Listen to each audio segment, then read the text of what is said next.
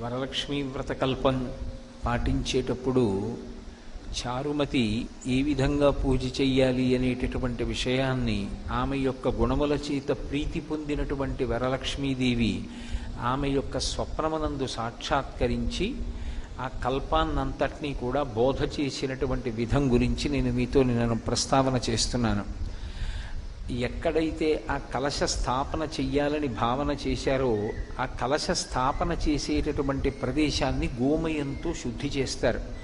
ఎందుచేత అంటే భూమి పవిత్రం కావాలి అంటే దానికి ఏకైక సాధనం ఏది అంటే ఒక్క గోమయంతో మాత్రమే శుద్ధి చెయ్యగలుగుతాం. ప్రపంచంలో 84 లక్షల జీవరాశులున్నాయి అని వేదం చెప్తోంది. 84 లక్షల జీవరాశులలో అన్నిటి యొక్క మలమూత్రములు దుర్వాసనతో కూడుకుని ఉంటాయి.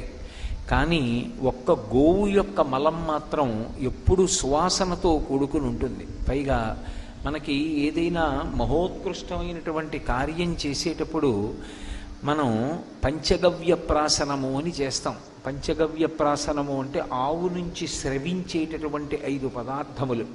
ఆవు పాలు తోడు పెట్టినప్పుడు వచ్చేటటువంటి పెరుగు, ఆ పెరుగు నుండి వచ్చినటువంటి నెయ్యి, గోవు యొక్క మూత్రము, గోవు యొక్క గోమయము అంటే గోవు యొక్క పేడ, ఈ 5టిని కలిపి సమంత్రకంగా నాలుక మీద ఉంచుతారు. అది మింగినంత మాత్రం చేత పాపములనబడేటటువంటి ఇంధనమునకు అగ్నిహోత్రంలా పనిచేసి లోపల ఉన్నటువంటి సమస్త పాపరాశి ధ్వంసం అవుతుంది అని. ఆ పాపరాశి ధ్వంసమైనటువంటి కారణం చేత ఉత్తమమైనటువంటి కర్మ చెయ్యడానికి కావలసినటువంటి అధికారాన్ని యజమాని పొందుతాడు. ఆవు నుండి స్రవించేటటువంటి పదార్థాలకి అంత శక్తి ఉంది. గోవుని పశువుగా భావన చెయ్యరు. గోవు సాక్షాత్ పరదేవతా స్వరూపం. అటువంటి పరదేవతా స్వరూపమైనటువంటి ఆ గోవు నుండి స్రవించేటటువంటి అన్ని పదార్థములు పరమ పవిత్రములే. ఆ గోమయంతో మొట్టమొదట ఎక్కడ కలశ స్థాపన చెయ్యాలనుకుంటున్నారో అక్కడ అలకాలి. అలా అలికితే తప్ప ఆ ప్రాంతమునందు ఎక్కడ కలశ స్థాపన చెయ్యాలని సంకల్పం చేశారో అక్కడ అసలు ఆ కలశలోకి దేవతాశక్తి ఆవాహన అయ్యేటటువంటి అవకాశం ఉండదు. అందుకని గోమయంతో భూశుద్ధి చేసి దాని మీద నూతన వస్త్రాన్ని పరుస్తారు. మనకి వేదంలో వస్త్రం గురించి చాలా విశేషంగా మాట్లాడతారు. అంచు లేనటువంటి బట్ట కట్టకూడదు, అంచు ఉన్నటువంటి బట్ట మాత్రమే కట్టుకోవాలి. ఎప్పుడైనా స్నానం చేసిన తరువాతైనా సరే ఒంటి మించి స్నానం చేసిన బట్టని కిందకి విడిచిపెట్టినప్పుడు దాన్ని కాలుతో పైకెత్తడం కానీ, విడిచిపెట్టిన బట్ట అయినా సరే దాన్ని పాదంతో తన్నడం కానీ చెయ్యకూడదు. ఎందుచేతనంటే దేవతలందరూ కూడా వస్త్రాన్ని ఆవహించి ఉంటారు. వేదంలో ఈ వస్త్రము యొక్క నిర్మాణ విధానము, ఆ వస్త్రమును దేవతలు ఎలా ఆవహించి ఉంటారు అన్న మాట గురించి మాట్లాడతారు. అందుకే వస్త్రానికి అంత ప్రత్యేకత. అంచు ఉన్నటువంటి బట్ట ఎవరికైనా ఇస్తే వారు 10 కాలాలు బ్రతికుండాలి అని కోరుకున్నట్టు, అలాగే ఎవరు ఇచ్చాడో ఆయన కూడా 10 కాలాలు బ్రతికుండాలి అని సంకల్పం జరిగినట్లు. అందుకే వస్త్రం ఇచ్చేటప్పుడు, బట్టలు పెట్టేటప్పుడు సాధారణంగా అంచు లేనటువంటి బట్టలు పెట్టరు, అంచు ఉన్న బట్ట ఇస్తారు. అంచు ఉన్న బట్ట అంటే పంచెల చాపు. వస్త్రద్వయం, ఎప్పుడూ కూడా ఒక్క వస్త్రాన్ని ఇవ్వకూడదు, 2 బట్టలు ఇవ్వాలి. అసలు యథాశాస్త్రంగా మాట్లాడాలి అంటే ఇంటికొచ్చినటువంటి ఒక సువాసినికి ఇచ్చేటప్పుడు కూడా 2 రవికల బట్టలు ఇవ్వాలి, కానీ ఒక బట్ట లేదు శాస్త్రంలో. వస్త్రద్వయం, 2 వస్త్రములను ఇస్తారు. కాబట్టి ఆ వస్త్రం ఇచ్చేటప్పుడు పురుషుడైతే ఎడంభుజం మీద ఉత్తరీయం ఉండాలి. ఉత్తరీయం లేకుండా ఇవ్వకూడదు, ఉత్తరీయం లేకుండా పుచ్చుకోకూడదు. ఉత్తరీయానికి అంత ప్రశస్తి ఉంది. అందుకే ఆ వస్త్రాన్ని, నూతన వస్త్రాన్ని తీసుకొచ్చి భూమి మీద పరుస్తారు. ఆ పరిచినప్పుడు అది అంచు కలిగినటువంటి బట్ట అయి ఉండాలి. అందుకే కొత్త తువ్వాలు అని వ్రాస్తూ ఉంటారు ఆ పూజ చేయించేటప్పుడు. ఆ కొత్త తువ్వాలు తీసుకొచ్చి భూమి మీద వేసి దాని మీద తండుల రాశిని పోస్తారు. తండుల రాశి అంటే ఓషధీ రాశి.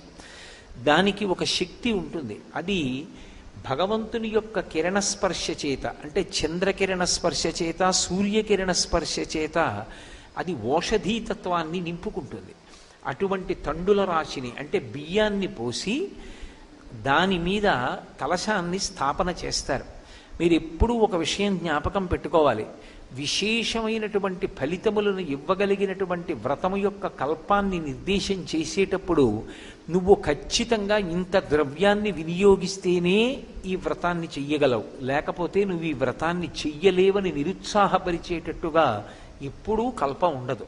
అందుకే అమ్మవారి యొక్క మూర్తిని ఉంచేటప్పుడు శక్తి ఉంటే సువర్ణమూర్తి, బంగారు మూర్తి, లేకపోతే వెండి మూర్తి, లేకపోతే రాగి మూర్తి, అది కూడా కాకపోతే ఏ దోషము రాదు. కలశ ఒక్కటి పెట్టి పూజ చేసుకోవచ్చు. ఆ కలశ పెట్టి పూజ చేసిన తరువాత అమ్మవారిని ఆవాహన చేస్తారు. ఆ కలశలోకి ఆవాహన చేసి అమ్మవారికి వివిధ ఉపచారములను సమర్పణం చేస్తారు. ధ్యాయామి అంటే నువ్వు ఇలా ఉంటావు అని నేను ధ్యానం చేస్తున్నాను అని దాని అర్థం. అమ్మవారు అసలు ఎలా కూర్చునుందని చెప్తున్నారు అన్నదాన్ని మీరు చాలా జాగ్రత్తగా ధ్యానం చెయ్యాలి.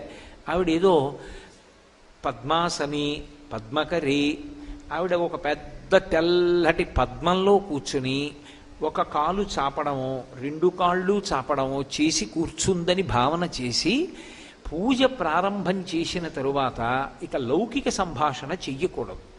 వ్రతభంగంబు అంటారు. వ్రతం చేస్తాను అని నీళ్లు ముట్టుకుంటారు. అంటే ఎప్పుడైనా ఒక కార్యక్రమాన్ని ప్రారంభం చేసేటప్పుడు, భగవత్ కార్యాన్ని మొదలుపెట్టేటప్పుడు మొట్టమొదట పూజ చేస్తున్నాను అని నీళ్లు ముట్టుకుంటారు. ఆ వ్రతం ప్రారంభం చేస్తున్నాను అని గుర్తు. దానికి ముందు దేశకాల సంకీర్తనం ఉంటుంది. నేను ఫలానా ప్రదేశంలో ఉన్నాను, ఏదో శ్రీశైలస్య వాయవ్య దిగ్భాగే అంటారులా ఉంది. మీరైతే శ్రీశైలస్య వాయవ్య దిగ్భాగే ఏదో సూర్యాపేట పట్టణే స్వగృహే సమస్త దేవతా బ్రాహ్మణ హరిహర సన్నిధౌ అస్మిన్ వర్తమాన వ్యవహారిక చాంద్రమానేని శ్రీ విజయనామ సంవత్సరే దక్షిణాయనే వర్ష ఋతువు శ్రావణమాసే శుక్లపక్షే అని భృగువాసరే పౌర్ణమి ముందొచ్చేటటువంటి శుక్రవారం కాబట్టి ఆ రోజు ఏ తిథి ఉంటే ఆ తిథి చెప్పి నాకు ఏ శక్తి ఉన్నదో, భగవంతుడు నాకు ఏ శక్తినిచ్చాడో, ఆ శక్తి వలన నేను ఏ సంభారములను సమకూర్చుకోగలిగానో, సంభవద్రవ్యై సంభవదుపచారై, ఆయా ద్రవ్యముల చేత ఆయా ఉపచారముల చేత అమ్మా నిన్ను నేను పూజ చేస్తున్నాను అని సంకల్పం చేస్తారు.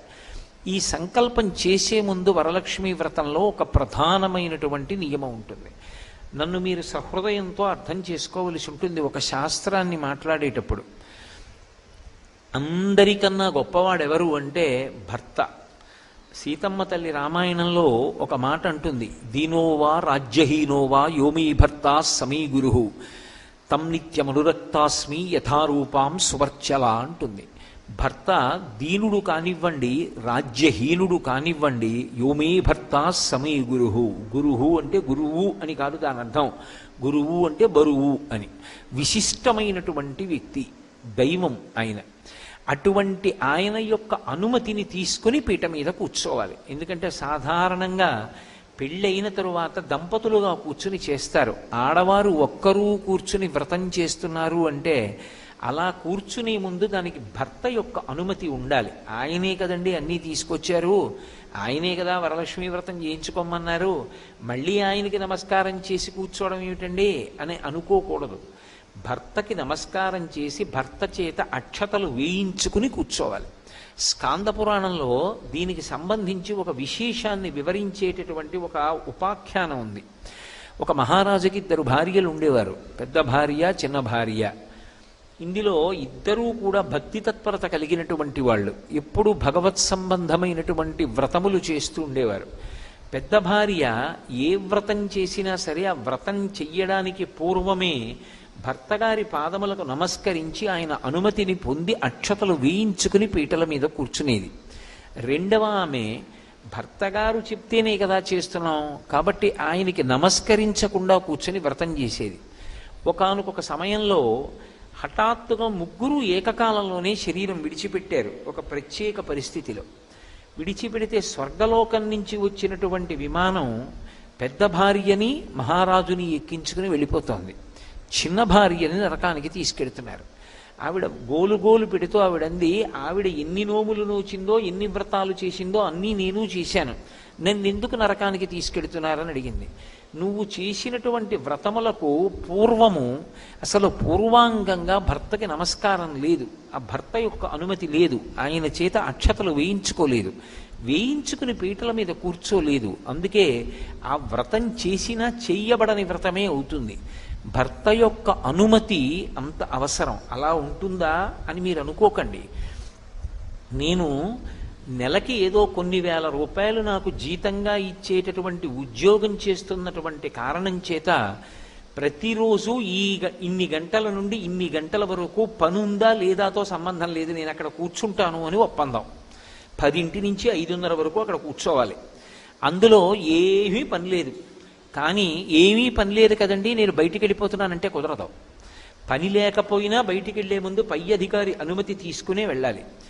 ఎందుకండి ఏమీ పని లేదు కదా అందుకు బయటికి వెళ్ళానండి అంటే ఒప్పుకోరు, అనుమతి తీసుకుని పైకి వెళ్ళాలి. సెలవు పుచ్చుకోవాలి అంటే ముందు వారు మంజూరు చేసిన తరువాతే నేను వెళ్ళాలి. నెలకి కొన్ని వేల రూపాయల జీతం ఇచ్చేటటువంటి కార్యాలయానికే నా మీద అన్ని అధికారాలుంటే పరమేశ్వరుడు నిర్మాణం చేసినటువంటి వ్యవస్థలో పరమేశ్వర స్వరూపుడైనటువంటి భర్త యొక్క అనుమతి లేకుండా చేసిన వ్రతానికి ఫలితం వస్తుందని తీర్మానం చేస్తే అది వైదికం ఎలా అవుతుంది? కాబట్టి ఎవరికి ఇవ్వవలసినటువంటి గౌరవం, ఎవరికి ఇవ్వవలసినటువంటి స్థానం వారికి ఇచ్చిన నాడే గౌరవం అన్నది ఉంటుంది. ఆవిడ వరలక్ష్మి, ఆవిడేం చేస్తూ ఉంటుంది? ఆవిడ గురించి అసలు ప్రార్థన చేస్తే ఏం చెప్తాం పీఠికలో? నిత్యానపాయనీం నిరవద్యాం దేవదేవ దివ్యమహిషీం అఖిల జగన్మాతరం అస్మన్మాతరం అశరణ్య శరణ్యాం అనన్య శరణ శరణమహం ప్రపద్యే అని చెప్తాం. ఆవిడికి నిత్యానపాయని అని పేరు. నిత్యానపాయని అంటే ఆమె భర్తని విడిచిపెట్టి ఉండదు. భర్త గారు ఎప్పుడైనా ధర్మ సంరక్షణార్థం భూలోకంలో అవతార స్వీకారం చేస్తే ఆవిడ కూడా అవతార స్వీకారం చేసి వచ్చేస్తుంది. అందుకే పోతన గారు భాగవతం చేస్తూ అనఘ ఆదిలక్ష్మి అయిన రుక్మిణితోడ క్రీడ సల్పుచున్న కృష్ణు చూచి పట్టణంబులోని ప్రజలుల్లసిల్లిరి ప్రీతిలగుచు ముక్త భీతులగుచు అంటారు. విష్ణు భగవానుడు కృష్ణ పరమాత్మగా వస్తే ఆదిలక్ష్మి రుక్మిణీదేవిగా వచ్చేసింది.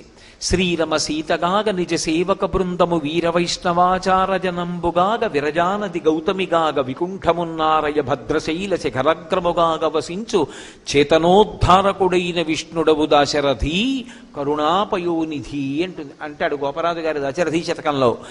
శ్రీరమ సీతగాగ ఆ విష్ణు భగవానుడే రామచంద్రమూర్తిగా అవతార స్వీకారం చేస్తే ఆయన యొక్క శక్తి స్వరూపిణి అయినటువంటి ఆదిలక్ష్మి సీతామహాదేవిగా ఈ భూమండలం మీద అవతరించింది.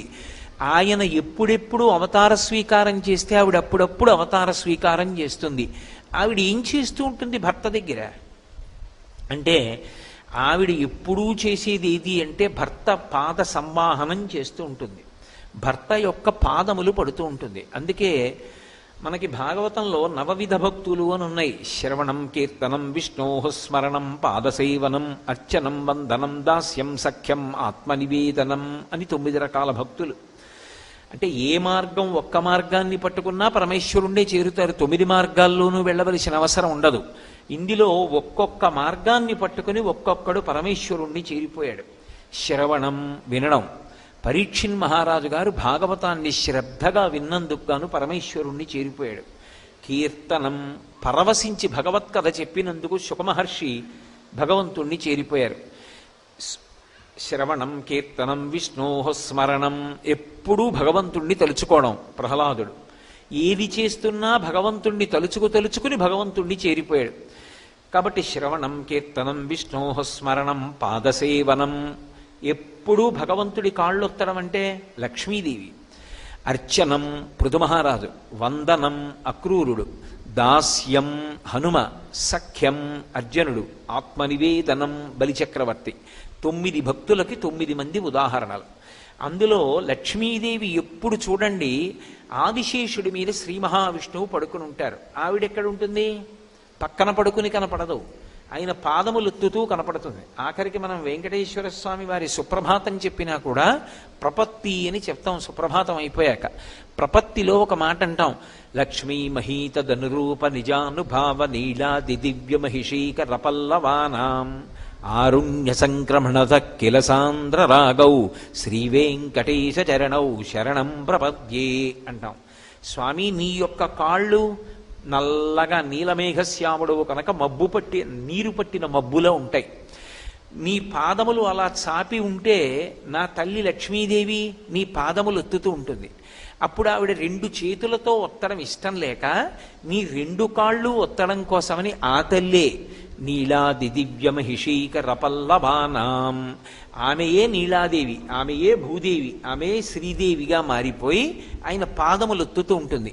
ఒత్తుతున్నప్పుడు అసలే కోమలంగా ఎర్ర తామర పూలలా ఉంటాయేమో, స్వామి పాదములను ఇలా ఒత్తుతున్నప్పుడు గట్టిగా నొక్కబడినటువంటి ఆ వేళ్ల మధ్యలోంచి ఎర్రటి కాంతులు పైకొచ్చి నల్లటి మబ్బులా ఉన్న స్వామి పాదముల మీద పడుతుంటే నీలతోజద మధ్యస్థ విద్యుల్లేకే భువాస్వర అన్నట్టు నల్లటి మబ్బు మీద సౌదామిని ఒక మెరుపుతీగ వస్తే ఎలా ఉంటుందో అప్పుడు ఆ పాదములు అలా ఉంటాయి.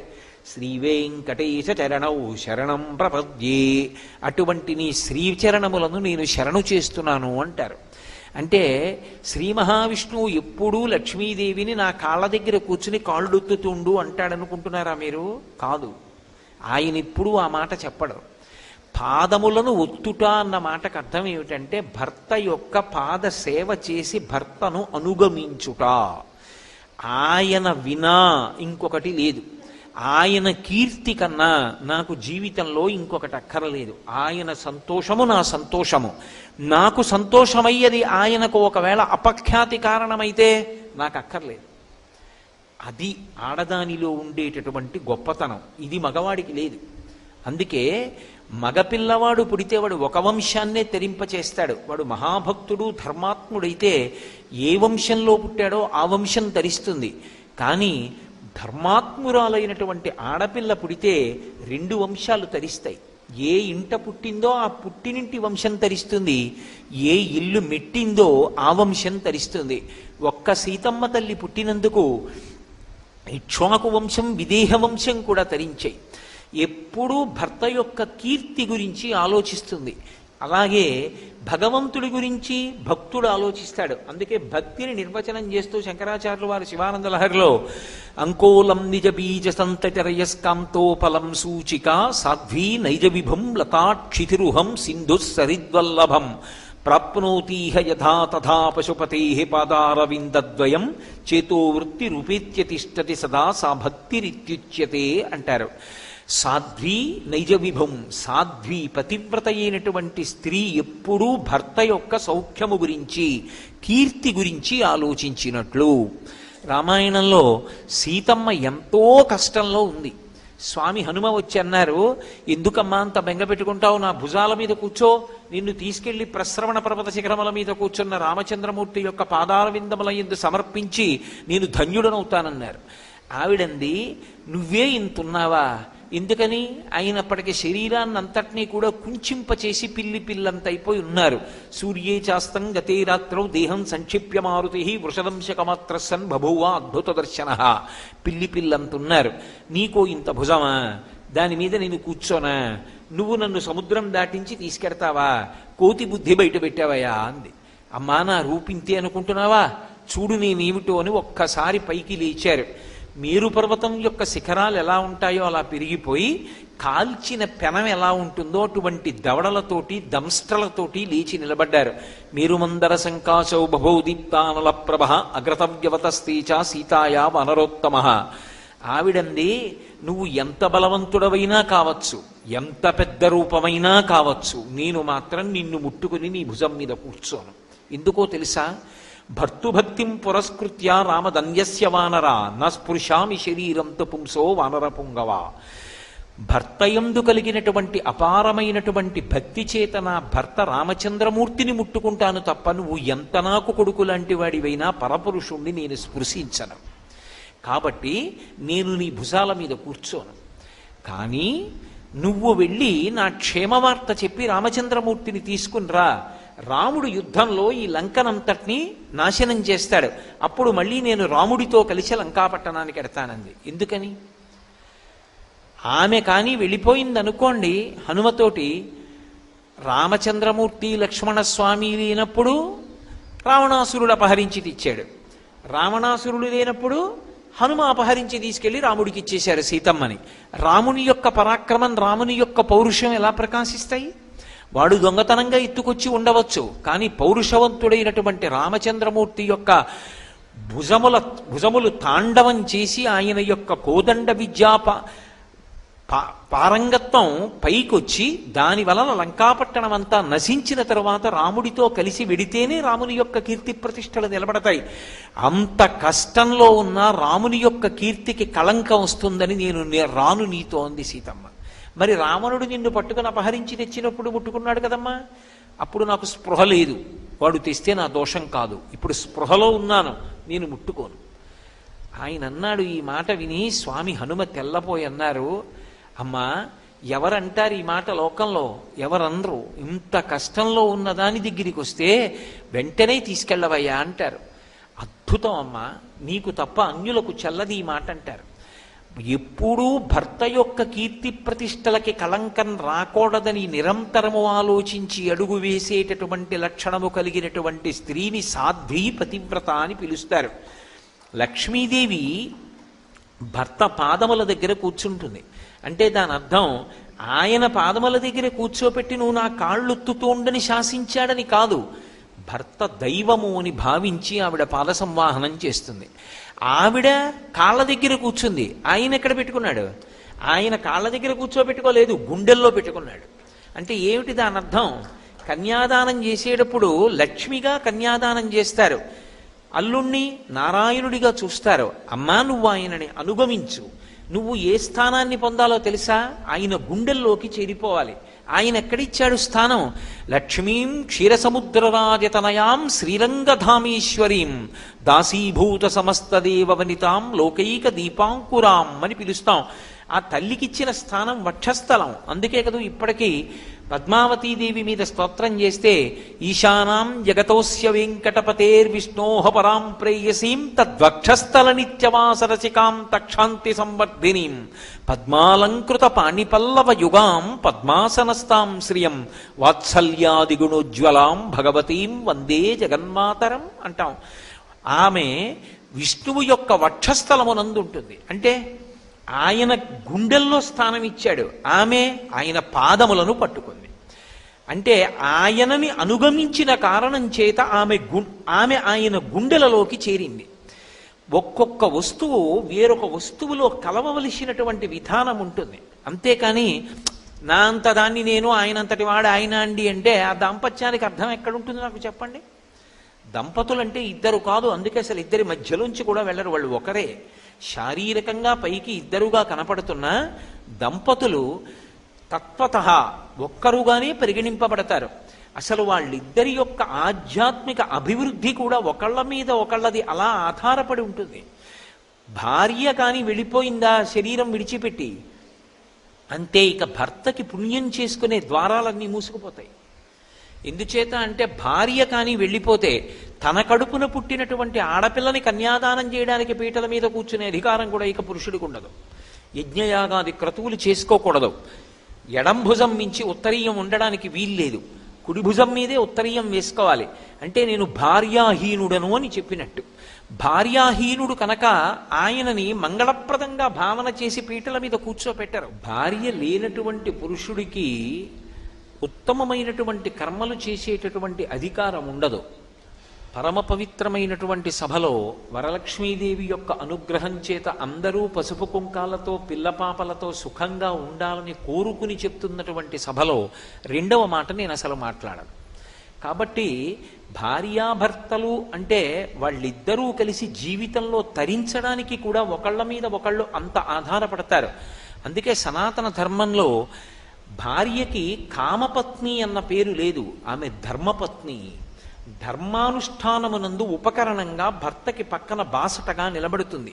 అందుకే ధర్మపత్ని అనేటటువంటి గౌరవస్థానం ఇచ్చారు తప్ప ఏదో ఈసడింపుతోనూ సామాన్యంగానూ భోగపరాయణత్వంతోనూ కూడుకున్నటువంటి పేర్లతో అసలు భార్యని పిలవలేదు శాస్త్రంలో. అంత సమున్నతమైనటువంటి స్థానం ఇచ్చారు. కాబట్టి భర్త యొక్క పాదములను పట్టి భర్త యొక్క అడుగుజాడలలో నడిచి భర్తని అనువర్తించినటువంటి స్త్రీ ఏ స్థానాన్ని పొందుతుంది అంటే భర్త గుండెల్లోకి చేరిపోతుంది. అందుకే అమ్మవారికి ఒక పేరు లలితా సహస్రనామ స్తోత్రంలో స్వాధీనవల్లభ అని. స్వాధీనవల్లభ అన్న నామానికి బాహ్యార్థం ఒకటే చూశారనుకోండి, చాలా పెలుసుగా ఉంటుంది. స్వాధీనవల్లభ అంటే భర్తని తన చెప్పు చేతలలో పెట్టుకున్నది, ఆమెకు ఆయన స్వాధీనమై ఉన్నాడు. అంటే ఆయన ఏం చెయ్యాలన్నా ఆవిడ వంక చూస్తాడు, ఆవిడ ఇలా అంటే చేస్తాడు, అంటే ఊరుకుంటాడు. అంటే అంత గుప్పెట్లో పెట్టుకున్నది అని. అంత గుప్పెట్లో పెట్టుకున్నది పతివ్రత ఎలా అవుతుంది? స్వాధీనవల్లభ అంటే ఆమె భయపెట్టో మీరు కానీ నాకు చెప్పకుండా ఏదైనా పని చేస్తే నేను మిమ్మల్ని ఇంత వేధించేస్తానో వశం చేసుకున్నది కాదు. అసలు భర్తని అంతగా అనుగమించిన కారణం చేత ఏమైపోయిందంటే ఆయనకి ఆమె వద్దన్న మాట అనదు, కానీ ఎప్పుడైనా ఏదైనా ఒక కార్యం చెయ్యాలి అంటే అసలు ఆమెకి చెప్పకుండా చేయడు ఆయన. అంత అలవాటైపోయింది. అలవాటైపోయి ఏ పని చేస్తున్నా ఇలా చేస్తున్నాను అంటాడు. ఆమెకి చెప్పకుండా చేసేసినా ఆవిడేమందో, కానీ అయ్యో పిచ్చిదానికి చెప్పలేదే, దానికి చెప్పి చేస్తే ఎంత సంతోషపడిపోతుందో ఎంత ఆనందపడిపోతుందో దానికి చెప్తానంటాడు. అంటే ఆమె ఆయన మనసుని గెలుచుకుంది. దేని చేత? అనువర్తించడం చేత. మహాభారతంలో ద్రౌపదీదేవి సత్యభామకి ఇదే చెప్తుంది. బలవంతంగానో మందు పెట్టో మాకు పెట్టో నేను వశం చేసుకోలేదు పాండవుల్ని, అనువర్తించి నేను వాళ్ళ యొక్క మనసులు గెలుచుకున్నానని చెప్పింది. కాబట్టి మనకి శాస్త్రంలో భర్తకి ఉండేటటువంటి స్థానాన్ని అంత గౌరవించింది. ఏదైనా ఒక పని చేసే ముందు మన బుద్ధికి నచ్చినటువంటి దాన్ని ప్రమాణంగా చేసి చెయ్యకూడదు. శాస్త్రాన్ని ప్రమాణంగా చేసుకుని ఏ కార్యమైనా చెయ్యాలి. తస్మాత్ శాస్త్రం ప్రమాణంతే కార్యాకార్య వ్యవస్థితౌ. ఒక పని చెయ్యాలన్నా ఒక పని ఇలా చెయ్యకూడదన్నా దానికి ఏది ప్రమాణము అంటే శాస్త్రం ఒక్కటే ప్రమాణము. ఈ పని ఇలా చెయ్యవద్దు, శాస్త్రం ప్రమాణం. ఈ పని ఇలా చెయ్యండి, శాస్త్రం ప్రమాణం. శాస్త్రంతో నాకు సంబంధం లేదు, నిన్ను ఉద్ధరించేవాడు లేడు. కాబట్టి భర్తకి నమస్కరించి పీటల మీద కూర్చుని దేశకాల సంకీర్తనం చేసి పరమభక్తితో అమ్మవారి యొక్క ఉపచారముల యందు దృష్టి పెట్టి చెయ్యాలి. ఉపచారములను చేసేటప్పుడు ఏదో నేను పూజ చేస్తున్నాను అని చెయ్యడం కాదు. ఆ చేసేటప్పుడు మనసులో భావన ఉండాలి. మీరు ఎప్పుడు ఒకటి గుర్తుపెట్టుకోండి, ఒక పూజ చేస్తున్నప్పుడు ఒక ఉపచారం చెప్తాం, ఆ ఉపచారం పూర్తయింది అని ఎప్పుడు శాస్త్రంలో తీసుకుంటారంటే 3 ఏకీకృతమైతేనే ఆ ఉపచారములు పూర్తయ్యాయి అని చెప్తారు. ఏ 3 ఒకటి అవ్వాలి అంటే నోటితో చెప్తున్నటువంటిది ఏదో దాన్ని చెయ్యాలి, అంటే కర్మేంద్రియం చెయ్యాలి. నోటితో చెప్పినది చెయ్యి చేస్తుండాలి, నోటితో చెప్పి చెయ్యి చేస్తున్న దాన్ని మనసు చూస్తూ ఉండాలి. ఈ 3 ఏకీకృతం అయ్యాయనుకోండి, అప్పుడు వ్రతం చేస్తున్నాడు అని చెప్తారు. నేను మీకు ఒక ఉదాహరణ చెప్తే మీరు బాగా పట్టుకుంటారు. అమ్మవారికి స్నానం సమర్పయామి అంటాం. స్నానం సమర్పయామి అనేటటువంటి ఉపచారం యథార్థానికి ఎక్కడా కూడా సంపూర్ణంగా చేయడం అనేటటువంటిది ఉండదు. మనం ఏదో ఆ కలశలో వేసినటువంటి పువ్వుతోటో ఆకుతోటో కొద్దిగా నీళ్లు తీసి చల్లుతాం అంతే. నేను స్నానం చేశాను అనుకోండి, నేను మీ ఇంటికి వచ్చాను అనుకోండి, అమ్మా సంధ్యావందనం చేసుకోవాలి స్నానం చేస్తానమ్మా అని అనుకోండి, అయ్యా వెళ్ళండి స్నానం గదిలోకి స్నానం చెయ్యండి అని ఓ గ్లాస్తో నీళ్ళు అక్కడ పెట్టి అందులో పువ్వు పెట్టారు అనుకోండి. అదేమమ్మా గ్లాసులో నీళ్లు పెట్టి పువ్వు పెట్టారు, స్నానం చేయాలన్నాను కదా అంటే, మీరు పొద్దున్న పూజ చేసేటప్పుడు ఆపోహిష్టామయో భవస్థానవుర్జేదధాతన అంటూ చల్లలేదా? మీరు అలాగే చల్లుకోండి, స్నానానికి చాలదా? ఈశ్వరుడికి సరిపోయింది, మీకెందుకు సరిపోదు? ఆయనకన్నా పెద్దవారా? చల్లుకోండి అన్నారు అనుకోండి, అది కుతర్కం అవుతుంది, వితండవాదన అవుతుంది, అది పొసగదు. ఎందుచేత అంటే ఉపచారము మనసు చేత భావింపబడాలి. స్నానము నేను చేస్తే బాహ్య శౌచము కొరకు, అది మనసు చేత భావిస్తే బాహ్య శౌచం రాదు. అమ్మవారి విషయంలో మీరు మనసుతో భావన చెయ్యాలి. ఎలా భావన చెయ్యాలి? శంకరాచార్యులు వారు కనకధారా స్తోత్రం చేస్తూ నేర్పుతారు మనకి. దిగ్గస్తిభి కనక కుంభ ముఖావ సృష్ట స్వర్వాహినీ విమలచారు జలప్లుతాంగీం ప్రాతర్నమామి జగతాం జననీమశేష లోకాధినాథ గృహిణీం అమృతాబ్ధిపుత్రీం అంటారు. ఆ దిగ్గజములు ఆకాశగంగా జలాలను తమ యొక్క బంగారు కలశలతో పట్టి తీసుకొచ్చి లక్ష్మీదేవికి రెండు వైపులా నిలబడి ఆ బంగారు కలశలని పైకెత్తి మందాకినీ జలాలు పోస్తే ఆమె కట్టుకున్నటువంటి తెల్లటి బట్ట తడిసిపోతుంది. ఆ తడిసిపోయినటువంటి తెల్లటి బట్టతో కూర్చున్నటువంటి ఆ అమ్మవారి యొక్క పాదముల జంట ఒక్కసారి మనసు నిండా భావన చేసి ఆ తల్లి పాదములకు, ఆ తడిగా ఉన్నటువంటి అమ్మవారి పాదములకు ఉంచి తల తగిలేటట్టుగా నమస్కరిస్తే ఆ తడి నా నుదుటికి తగిలింది అని భావన చేస్తే ఆ తడి ఇలా తుడుచుకోవాలనేటటువంటి అనుభూతి కలుగుతుంది. మీకు బాగా అర్థం అవడానికి నేను ఒక ఉపమానం చెప్తాను, లేకపోతే నేను అసలు ఇటువంటి ఉపమానములు ప్రయోగం చేయను. 7D సినిమాలను ఉంటాయి, నేను ఈ మధ్య ఢిల్లీలో చూసి వచ్చాను. అందులో 7 రకాల డైమెన్షన్స్ ఉంటాయి. అందులో ఏదో ఎదురుగుండా ఒక పాము ఒకటి మీదకొస్తూ ఉంటుంది, కళ్ళ ముందు వరకు అది నోరు తెరిచి కనపడుతుంది. అది చేసేటటువంటి బుస మనం కూర్చున్న కుర్చీ వెనక నుంచి వినపడుతూ ఉంటుంది. బుస్ బుస్ అని ఇక్కడే ఉంటాయి, ఇక్కడి నుంచి వినపడుతూ ఉంటుంది. అది నోరు విప్పినప్పుడు వచ్చేటటువంటి దుర్వాసన కూడా ఒక 20 మంది కూర్చోవడానికి ఉంటుంది ఏర్పాటు. ఆ వాసన కూడా హాల్లోకి వస్తుంది. అదే సమయంలో పాము తోక గబగబా ఇలా కదిపితే అక్కడ ఉన్న పురుగులన్నీ ఎగురుతాయి. ఎగిరినప్పుడు సీటు కింద ఉన్న తాళ్లు కదిలి కాళ్ళని కొట్టుకుంటాయి. ఇవన్నీ ఒకేసారి జరిగేటప్పటికి ఏమవుతుందంటే నిజంగా పాము ఉచ్చి మీద పడుతున్న చోట ఉన్న అనుభూతినే పొందేస్తాడు. ఒక 7D సినిమాలోకి వెళ్ళి కూర్చుంటే నీ మనసు ఎలా సినిమా వశం చేసుకుని నీకు అనుభూతి కల్పిస్తుందో. యథార్థంగా నేను ఆ సినిమా చూసినప్పుడు ఒక పెద్ద సరస్సులో నడిచి వెళ్ళిపోతున్న అనుభూతి అలా చూపిస్తాడు. నేను బయటికి వచ్చేసి బట్ట పైకెత్తోసారి చూసుకున్నాను, కాళ్ళు తడిసిపోయి ఉన్నాయా అని. అంటే అంత అనుభూతికి నేను లోనైపోయాను. నా కాళ్ళు తడిసిపోయాయి అని నా భావన. ఏమిటి బట్ట తడిసింది, కాళ్ళకి తడి బట్ట తగులుతోందని కాదు, నేను సినిమాకి వెళ్ళానని నాకు తెలుసు.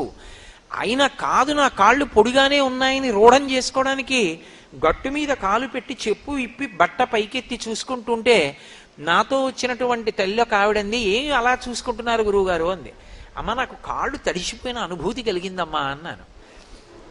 ఒక సినిమా 100 రూపాయలు పెట్టి చూస్తే నీకు ఆ అనుభూతి కలిగిందే, అమ్మవారిని స్నానం చేయిస్తున్నట్లు నీకు అనుభూతి ఎందుకు కలగదు? నీ మనసుని నువ్వు అక్కడ పెట్టడం అలవాటైతే.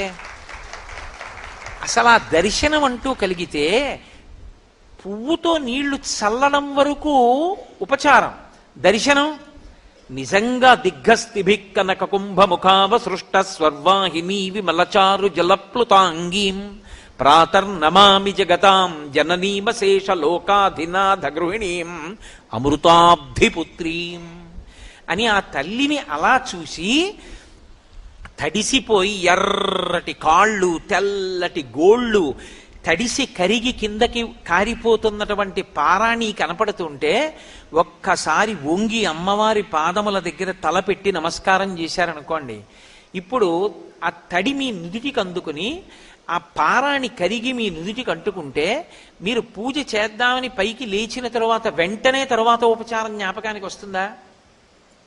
జ్ఞాపకానికి రాదు. మీ నుదుటికి ఏదో తడి ఉన్నట్టు ఏదో అంటుకున్నట్టు భావన పొంది మీరు ఒకసారి ఇలా అనుకుని పారాయణ ఏమైనా ఉందా అని ఇలా చూసుకుని ఏం లేదంటే మీరు చేసిన ఉపచారం అమ్మవారికి అందింది. మీరు స్నానం చేయించారు అమ్మవారికి. అమ్మవారి తడిపాదములకు పారాణి పాదములకు మీరు నమస్కారం చేశారు. అలాగే నేను మీకు ఉదాహరణకి చెప్తున్నాను సుమండి. మనసు లేదనుకోండి 10 నిమిషాల్లో వ్రతం అయిపోతుంది. మనసు అక్కడ ఉందనుకోండి పొద్దున్న కూర్చున్నటువంటి వరలక్ష్మీ వ్రతం ప్రదోష వేళ పేరంటానికే లేస్తారు కూడా. ఎందుకు అంటారేమో, ఒక్క ఉపచారమునందు ధ్యానములోకి వెళ్ళిపోతారు. నేను మీకు ఒక ఉదాహరణ చెప్పాలి అంటే, అమ్మవారికి ఏదో అమ్మ వస్త్రద్వయం సమర్పయామి అన్నారు. నా శక్తి కొలది నేను తీసుకొచ్చింది 150 రూపాయలు ఒక నేత చీర అయి ఉండొచ్చు, కానీ నేను ఎన్నో మాటలు మా ఆవిడికి చీరలు కొనడానికి పెద్ద పెద్ద బట్టల కొట్టుకు వెళ్ళానుగా. వెళ్ళినప్పుడు పెద్ద పెద్ద అంచులున్నటువంటి పట్టు చీరలు అక్కడ కట్టబడి ఉండగా ఎదురుగుండా చీర కట్టుకుంటే ఎలా ఉంటుందో అలాగే బొమ్మలకు కట్టో లేకపోతే గోడకు కట్టో మేకు కట్టో ఉంటాయిగా, అవి చూసావుగా. ఇంటికి వచ్చి నువ్వు మంచి సంపంగి రంగు, సింహాచల సంపంగి, పసుపు ఎరుపు కలిసినటువంటి సంపంగి రంగు చీరకి నా చేతులు ఇలా 3 సార్లు పెడితే ఉన్నంత ఎర్రటి అంచున్నటువంటి చీర అమ్మకిస్తే అమ్మ ఆ చీర కట్టుకుని వచ్చి కూర్చుని, ఎరా నాన్న నీకు సంతోషమేనా, నువ్వు ఇచ్చిన చీర కట్టుకున్నానురా, ఎంత బాగుందో అని అమ్మవారంటే నువ్వు మనస్సులో భావన చేత ఇచ్చిన చీర ఏదో అది ఆవిడకి అందుతుంది.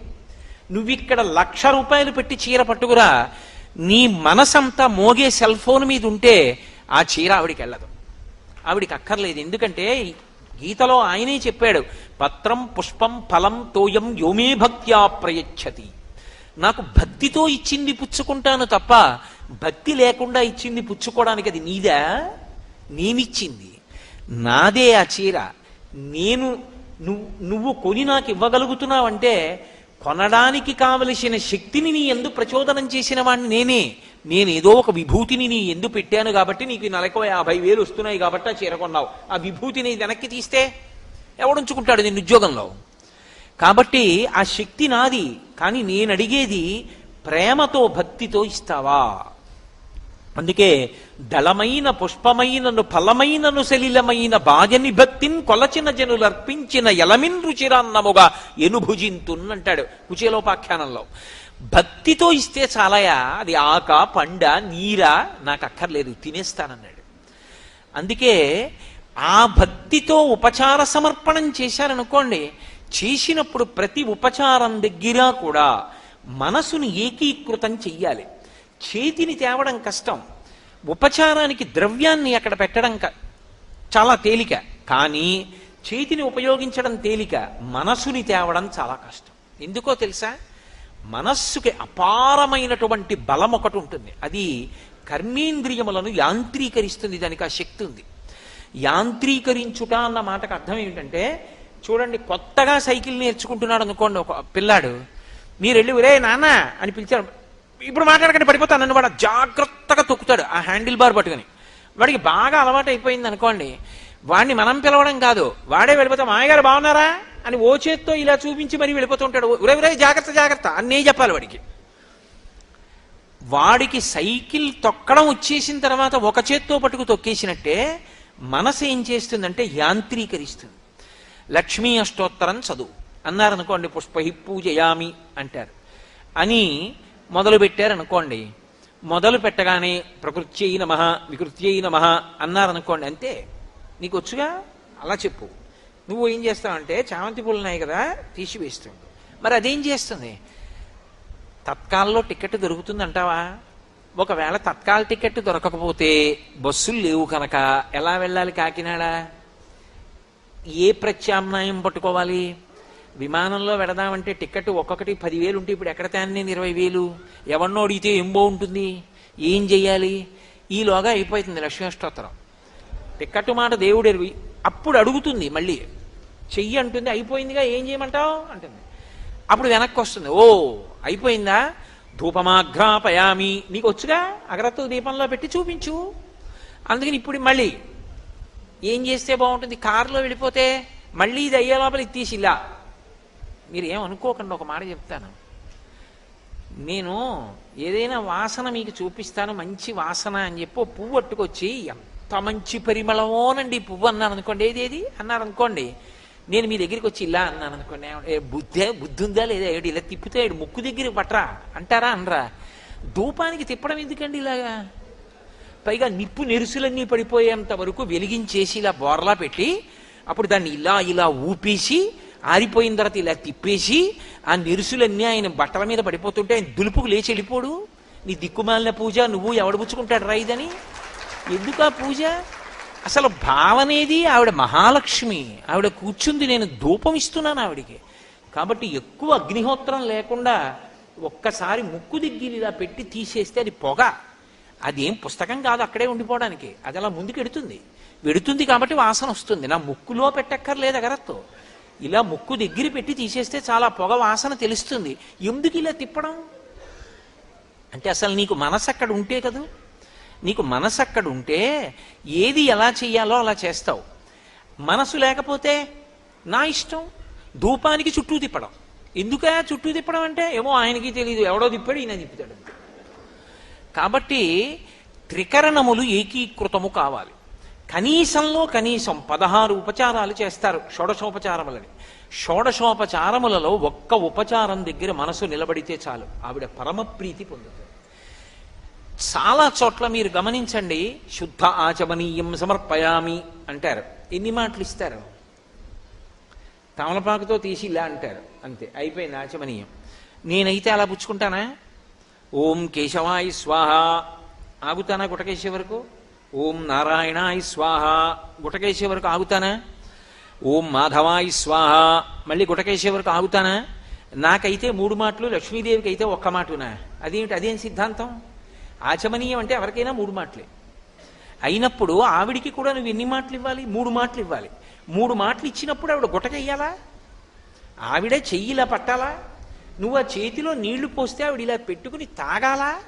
అసలు శుద్ధ ఆచమనీయం సమర్పయామి, ఆచమనీయానంతరం స్నానం సమర్పయామి, ఏం పుచ్చుకుంటుంది ఆవిడ 3 మాటలు? అసలు ఏది ఒకదాని మీద వచ్చి వరద పడిపోయినట్టు పడిపోతుంటే. మనసు ఉంటే మనసు భావన ఎందు చూస్తుంది, మూర్తి అక్కడే ఉంటుంది, కదలదు. మనసు కదలికలు చూస్తుంది. అమ్మవారు ఇలా చేయి చాపిందనుకోండి, 5 వేళ్లకి ఉంగరాలతో చేతులకు ఆవిడ పెట్టుకున్నటువంటి రత్న కంకణములు కదులుతాయి. కదిలినప్పుడు ఆవిడ చెయ్యిలా కదిపితే కణ కణ కణ ధనులు వస్తాయి. భాగవతంలో పోతన గారు అనుభవింపచేస్తారు. అక్రూరుడు నారాయణ దర్శనం పొందుతాడు. పొందినప్పుడు కదలిన బాహు పద క్రమంబున రమముసూపెడి నూపు రములవాణి అంటారు. భగవంతుడు కాళ్ళు తీసి ఇలా పాదపీఠం మీద పెట్టాడనుకోండి, పాదయోహో పాద్యం సమర్పయామి అని నేను పాదముల మీద నీళ్లు పొయ్యాలంటే ఆయన ఇలా పెట్టాలా వద్దా? పాదపీఠం మీద ఆయన కాళ్ళు ఎత్తి పెట్టినప్పుడు ఆయన పాద మంజీరముల యొక్క ధ్వనులు వినపడతాయి. అవి వినపడాలంటే ఆ భక్తి ఉన్నవాడికైతే వినపడతాయి.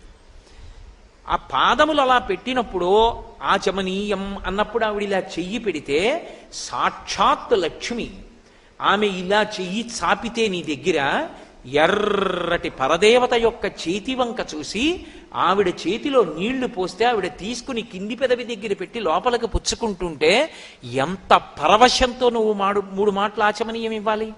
ఇచ్చావు. అక్కడ మంత్రం ఉండదు, నీ భక్తితోటి పూరణ చెయ్యాలి. ఆచమనీయం చేస్తే ఏం చేయాలి? చెయ్యి ఎంగిలవుతుంది. చెయ్యి ఎంగిలవుతుంది కాబట్టి ఏం చేయాలి? ఓ చుక్క నీళ్లు పోసుకుని పక్కనున్న బట్టతో తుడుచుకుంటాం. అమ్మవారైతే ఆవిడ కూడా నువ్వు పూజ చేస్తున్నావునో బట్ట తెచ్చు తుడుచుకుంటూ ఉంటుందా? భక్తి అన్న మాటకు అర్థం ఏమిటి? నేను మీ ఇంటికి దేవతార్చనకు వచ్చాను అనుకోండి, దేవతార్చన అంటే భోజనం. ఇందాక ఇవాళ మధ్యాహ్నం పరమభక్తి తత్పరులు, బహుసహృదయులు, నేను పరవశించిపోయాను వాళ్ళ ఇంటి సంస్కారం చూసి. వాళ్ళ ఇంటికి దేవతార్చనకి వెళ్ళా. భోజనం అయిపోయింది. అయిపోయిన తర్వాత చేతులు కాళ్ళు కడుక్కుని వస్తున్నాను. నా ఉత్తరీయంతో నేను తుడుచుకోలేనా? వాళ్ళు తీసుకొచ్చి తువ్వాలు అందించారు. ఎందుకు? భక్తి. వాడు వచ్చాడు పాపం, భోజనం చేశాడు, వాడు కాళ్ళు కడుక్కున్నాడు, చేతులు కడుక్కున్నాడు, వాడు చేతులు తుడుచుకోవడానికి వస్త్రం ఇద్దాం, అది భక్తి. అమ్మవారు ఆచమనీయం చేసింది, నువ్వేం చేయాలి? అమ్మా నీ చేయి తుడుస్తానుండు. ఉత్తరీయం తీసి అమ్మవారి చేతిని తుడిచేటప్పుడు అమ్మ ఇలా చేయి పెట్టింది అనుకోండి, ఆ చేతి కింద నీ ఎడం చేయి పెట్టి నీ కుడి చేత్తో అమ్మవారి అరిచెయ్యి తుడుస్తున్నావు అనుకో, మెత్తటి అమ్మవారి చేతిని తుడుస్తున్నప్పుడు నీకు ఎంత అనుభూతి కలిగి రోమాంచితమవుతుంది. నిజంగా ఏదో ఒక్క ఉపచారం, 16 ఉపచారముల యందు మనసు నిలబడడం మాట దేవుడెరుగు. ఒక్క ఉపచారమునందైనా మనసు నిలబడాలి కదా. 108 నామాలతో పూజ చేస్తున్నప్పుడు నువ్వు చేస్తున్నటువంటి పూజలో పువ్వు వెళ్ళి అమ్మవారి పాదాల మీద పడడం నీకు కనపడాలి కదా. అధాంగ పూజ చేసేటప్పుడు ఎదురుగుండా కలశ ఉంది, మూర్తి చాలా చిన్నది ఉంటుంది, ఒకవేళ పెట్టినా ఒక్కొక్కచో రూపు ఉంటుంది అంతే, బంగారు రూపు గుండ్రంగా ఉండి దాని మీద లక్ష్మి ముద్ర ఉంటుందంతే. మరి అధాంగ పూజలా? అధాంగ పూజ అంటే పాదముల దగ్గర నుంచి తల వరకు చేస్తారు. చేసినప్పుడు పాదౌ పూజయామి, గుల్భౌ పూజయామి, ఏదో జానుని పూజయామి, ఊరూం పూజయామి, కటిం పూజయామి, నాభిం పూజయామి, ఉదరం పూజయామి, స్తనౌ పూజయామి, ఏదో చుబుకం పూజయామి, లేదా స్కందౌ పూజయామి, అలాగే ఓష్ఠే పూజయామి, నాసికాం పూజయామి, నేత్రే పూజయామి. అమ్మవారి కళ్ళ మీద కూడా పువ్వు వేయాలి. నువ్వు ఇలా కూర్చుని వేస్తావా కంటి మీదకు పువ్వు? కంటికి తగలకుండా లేచి నిలబడి కనుబొమ మించి పువ్వు వదిలేస్తావు. అలా అమ్మవారి బాహుం పూజయామి, అమ్మవారి చేతుల మీద పువ్వు లేచావు. ఇప్పుడు ఇది ఎలా చేస్తావు? అక్కడ ఉందా అవన్నీ అవకాశం ఉందా చేయడానికి? కాదు. నీకు బ్రహ్మస్థానంలో ఉన్నటువంటి ఆయన నామాలు చెప్తుంటే నీ మనసు చూడాలి. పళ్ళెం ఇలా పట్టుకొని పువ్వు వేస్తుంటే పాదౌ పూజయామి అన్నాననుకోండి, పారాణి పెట్టినటువంటి అమ్మవారి యొక్క శ్రీపాదముల మీద నువ్వు వేసినటువంటి చామంతి పువ్వు వెళ్ళి పడిందని, అమ్మవారి యొక్క చీలమండ మీద పడిందని, మోకాలు మీద పడిందని, నడుం మీద పడిందని, కడుపు మీద పడిందని, బొడ్డు మీద పడిందని, అమ్మవారి వక్షస్థలం మీద పడిందని, త్రివళులు 3 రేఖలు కలిగినటువంటి కంఠం మీద పడిందని, గడ్డం మీద పడిందని, పెదవుల మీద పడిందని, ముక్కు మీద పడిందని, అమ్మో అమ్మ కంటి మీద దెబ్బ తగులుతుందని లేచి నిలబడి కనుబొమ మించి వేశావని, చెవుల మీద వేశావని, ఆఖరణ సర్వాణ్యంగాని పూజయామి, తల మీద పువ్వులేశాక అన్ని అంగముల మీద పూజ ఎలా చేస్తావు? అంటే బుట్టలోంచి ఇన్ని చామంతి పూలు ఇలా దగ్గరికి నొక్కి 2 చేతులతో పైకెత్తి తలమించి వదిలేశావు. ఇప్పుడు ఆ పువ్వులన్నీ వడివడిగా కింద పడిపోతున్నాయి. పడిపోతున్నప్పుడు అమ్మవారి తల, అమ్మవారి జుత్తు, అమ్మవారి కబరీబంధంలో ఉన్న పువ్వు, అమ్మవారి నుదుటికున్న బొట్టు, అమ్మవారి చెవులకున్న కర్ణాభరణాలు, అమ్మవారి బుగ్గలు, అమ్మవారి కళ్ళు, కనుబొమలు, ముక్కు, ఆ ముక్కుకి మధ్యలోంచి వేలాడుతున్నటువంటి ముత్యంతో ఉన్నటువంటి ఆ బాసర, ఆ కింద ఉన్నటువంటి పెదవులు, ఆ ఎర్రటి అధరం, అమ్మవారి యొక్క గడ్డం, అమ్మవారి యొక్క కంఠం, దాని మీద 3 రేఖలు, అమ్మవారి వక్షస్థలం, అమ్మవారి యొక్క నడుము, అమ్మవారి కడుపు, అమ్మవారి బొడ్డు, అమ్మవారి తొడలు, అమ్మవారి మోకాళ్ళు, అమ్మవారి పాదాలు, అమ్మవారి చీలమండలు, అమ్మవారి వేళ్ళు, అమ్మవారి గోళ్ళు కనబడుతుండగా పువ్వులు ఎంత వేగంగా పడతాయో నీ మనసు అంత వేగంగా పైనుంచి కిందకు వచ్చి పాదాల దగ్గర నిలబడాలి. ఎదురుగుండా మూర్తి లేదు. అధాంగ పూజ యందు నువ్వు అలా చూడడానికి మూర్తి ఉండదు, ఎక్కడా కూడా ఉండదు, దేవాలయం అయితే తప్ప. మరి దేంతో చూస్తావు అధాంగ పూజ? అందుకే అధాంగ పూజ ముందొస్తుంది. ముందు ఎందుకు వస్తుందంటే మనసుని బాగా శిక్షణ చేసి తీసుకొస్తున్నారు చూడ్డాన్ని. బాగా కళ్ళు విప్పి చూడడం ప్రారంభం చేయి ఇక్కడి నుంచి. అలా చూసిన తరువాత మనసు హత్తుకుపోయిన తర్వాత ఇక ఉపచారములు మొదలు పెడతారు. ఆ భక్తి యందు పారవస్యాన్ని పొందుతుంది. అలా ఆ ఉపచారములను చెయ్యలేదనుకోండి, ఏదో మంత్రభాగం గడగడగడగడగడగడ మంత్రం చెయ్యి, ఏదో దొరికిందల్లా చేస్తూ ఉండడం, మధ్యలో ఆగమంటూ ఉండడం, ఈ మధ్యలో వదిన ఆ పక్కనుంది ఇలా పట్రా అంటూ ఉండడం, ఆవిడెవరో ఏదో పట్టుకొస్తూ ఉండడం, పేరుకి పూజ, ఒక్క ఉపచారం సిద్ధంగా ఉండదు. నేను పరమ సహృదయంతో 4 రోజుల ముందు వ్రతకల్పాన్ని చదవండి అని చెప్పడానికి కారణం అది. నిజంగా అందుకే పరమశివుడు ఆ మాట అన్నాడు, వ్రతమస్తి మనోహరం అన్నాడు. అది మనోహరం పార్వతి అన్నాడు. నిజంగా వరలక్ష్మీ వ్రతం చేసుకోవాలని తాపత్రయం ఉంటే ఆ రోజు పొద్దున్న చేసేస్తాను అనకు. 4 రోజుల ముందు చదువు. అసలు ఏమేం కావాలి? దీపం, ఒత్తులు, ఆవు నెయ్యి లేదా నువ్వుల నూనె రాయి, ఓ అగ్గిపెట్టి, అగరవత్తులు వెలిగించడానికి పెట్టుకోవడానికి ఏదో ఒక పరికరం, నీరాజన పరికరం, నైవేద్యం, అన్ని టిక్కు పెట్టుకో. మీరొక్క మాట జ్ఞాపకం పెట్టుకోండి, పూజ అన్న మాటకు అర్థం ఏమిటో తెలుసా? మీరు పీటల మీద కూర్చున్న తర్వాత పూజ ప్రారంభం కాదు. పూజ బాగా జరగడానికి మీరు ముందు చేసేటటువంటి సాధన అంతా పూజే. పూజ చేసుకోవాలి తొందరగా. అన్నీ స్నానానికి వెళ్ళాననుకోండి, స్నానం పూజ యందు అంతర్భాగం అవుతుంది. నేను తొందరగా తెమలాలి, అందుకు పేపర్ చదవను అన్నాను అనుకోండి, ఇప్పుడు పేపర్ చదవకపోవడం పూజ యందు అంతర్భాగం అవుతుంది. పూజ తర్వాత చేద్దామని పేపర్ చదివాను అనుకోండి, పూజకి భంగం అవుతుంది. అందుకే పూజ చేస్తూ ఏం చెయ్యాలంటే, వ్రతం చేసేటప్పుడు ప్రత్యేకించి ఆవలించకూడదు, తుమ్మకూడదు, దగ్గకూడదు, అన్ని నియమాలు ఉన్నాయి. అలా కానీ చేశారనుకోండి, నీళ్లు ముట్టుకుని వ్రతం చేస్తానని వ్రతభంగం చేశాడని ఖాతాలో వేస్తాడు. పోతన గారు భాగవతం చేస్తూ కాత్యాయని వ్రత ఉపాఖ్యానంలో ఒక మాట అంటారు, వ్రతభంగంబులు మానునట్టి వరదున్ వామాక్షులిక్షించియున్ గత చేలా ప్లవనంబు నేడు వ్రతభంగంబంచు చింతించి పాల తటంజస్త కరాబ్జలై సరస లీలన్ బ్రొక్కిరట్లందరున్ అంటారు. వ్రతముల్ చేయుచునొక్కమారైన ఆ గోవిందుని స్మరించిన మనం వ్రతం చేసేటప్పుడు ఎక్కడైనా పొరపాటు జరుగుతోందేమో అని ఏం చేయాలంటే 2 ఉపచారాలు 3 ఉపచారాలు చేశారనుకోండి, ఒకసారి ఆపి మనసుకి వ్యవధానం ఇవ్వాలి మళ్ళీ వెనక్కి రావడానికి. లేకపోతే అది బడలిపోయి తనంత తాను బలవంతంగా పారిపోతుంది. మీరు దాంతో ఘర్షణ పడ్డారనుకోండి, నువ్వు నా మాట వింటలేదు, వాడేమో కిందటి ఏడాది వచ్చి శ్రావణ మాసంలో తలకొట్టుకుని చెప్పి వెళ్ళిపోయాడు, అలా చేద్దామంటే నువ్వేమో ఎటో పోతున్నావు మనసా అని దాంతో యుద్ధం మొదలెడితే ఘర్షణ వచ్చి పూజ సరిగా జరగదు. అందుకే మనసుని వెనక్కి తేవడానికి ఓ చిన్న అవకాశం దానికి ఇవ్వాలి. అందుకని ఏం చేస్తారంటే మధ్యలో కాసేపు గోవిందా హరి గోవిందా వెంకటరమణ గోవిందా ఏడుకొండల గోవిందా అని గోవిందనామని చెప్పారనుకోండి, వ్రతములు చేయుచునొక్కమారైన యవ్వానిన్ విచారించినన్ వ్రతభంగంబులు మానునట్టి వరదున్ వామాక్షులిక్షించియున్. వ్రతభంగము కాకుండా ఏది కాపాడుతుందంటే భగవన్నామము కాపాడుతుంది. అథవా శ్రీమాత్రే నమః శ్రీమాత్రే నమః శ్రీమాత్రే నమః అని అండమో, పక్కన సౌందర్యలహరి పెట్టుకుని తీసి నీకో శ్లోకం అలవాటైతే చక్కగా పైకి అవిద్యానామంతస్తివిరమిహిరోద్వీపనగరీ జడానాం చైతన్యస్తబకమకరంద శృతిఝరీ దరిద్రాణాం చింతామణిగుణనికా జన్మజలధౌ నిమగ్నానాం దంస్ట్రా మురరిపు వరాహస్య భవతి అని మళ్ళీ మొదలుపెట్టారనుకోండి, వ్రతభంగము పొరపాటు ఎక్కడ జరిగిందో దాన్ని దిద్దుతుంది ఆ నామం. దిద్ది వ్రతం పూర్తవడానికి కింద తీసుకెడుతూ ఉంటుంది. అందుకని భగవన్నామమును పలుకుతుండు వ్రతం చేసేటప్పుడు, లేకపోతే వ్రతభంగం జరిగిపోయే అవకాశం ఉంది. అందుకు భర్తకి నమస్కారం చేస్తే భర్త పరాకు చెప్తాడు ఇంట్లో, అమ్మ వ్రతం చేస్తోంది పలకరించకండి మాట్లాడకండి కాసేపు. కొడుకుంటాడు, భర్త పక్కన ఉంటారు. దేనికి? ఒక ఉపచారం జరుగుతుంటే తర్వాత ఉపచారం ఆవిడికి కాస్త దూరంగా పెట్టుకుంది, ఏదో పొరపాటున పాపం ఇన్ని రాసుకుంది, కానీ ఆ నీరాజన పరికరం తీసుకెళ్ళి అక్కడ పెట్టుకుంది, తను ఇక్కడ కూర్చుంది. ఇప్పుడు పీటల మించి లేచిపోకూడదు. అలాగని చాపి ఎక్కడో ఉన్న నీరాజన పరికరాన్ని అందుకునే ప్రయత్నం చేస్తే గబుక్కుని పడిపోతారు కూడా.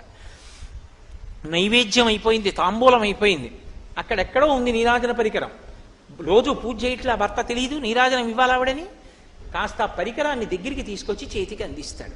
పక్కన కొడుకో భర్తో ఉంటారు. ఎందుకని? అమ్మ వ్రతం పూర్తవ్వాలి.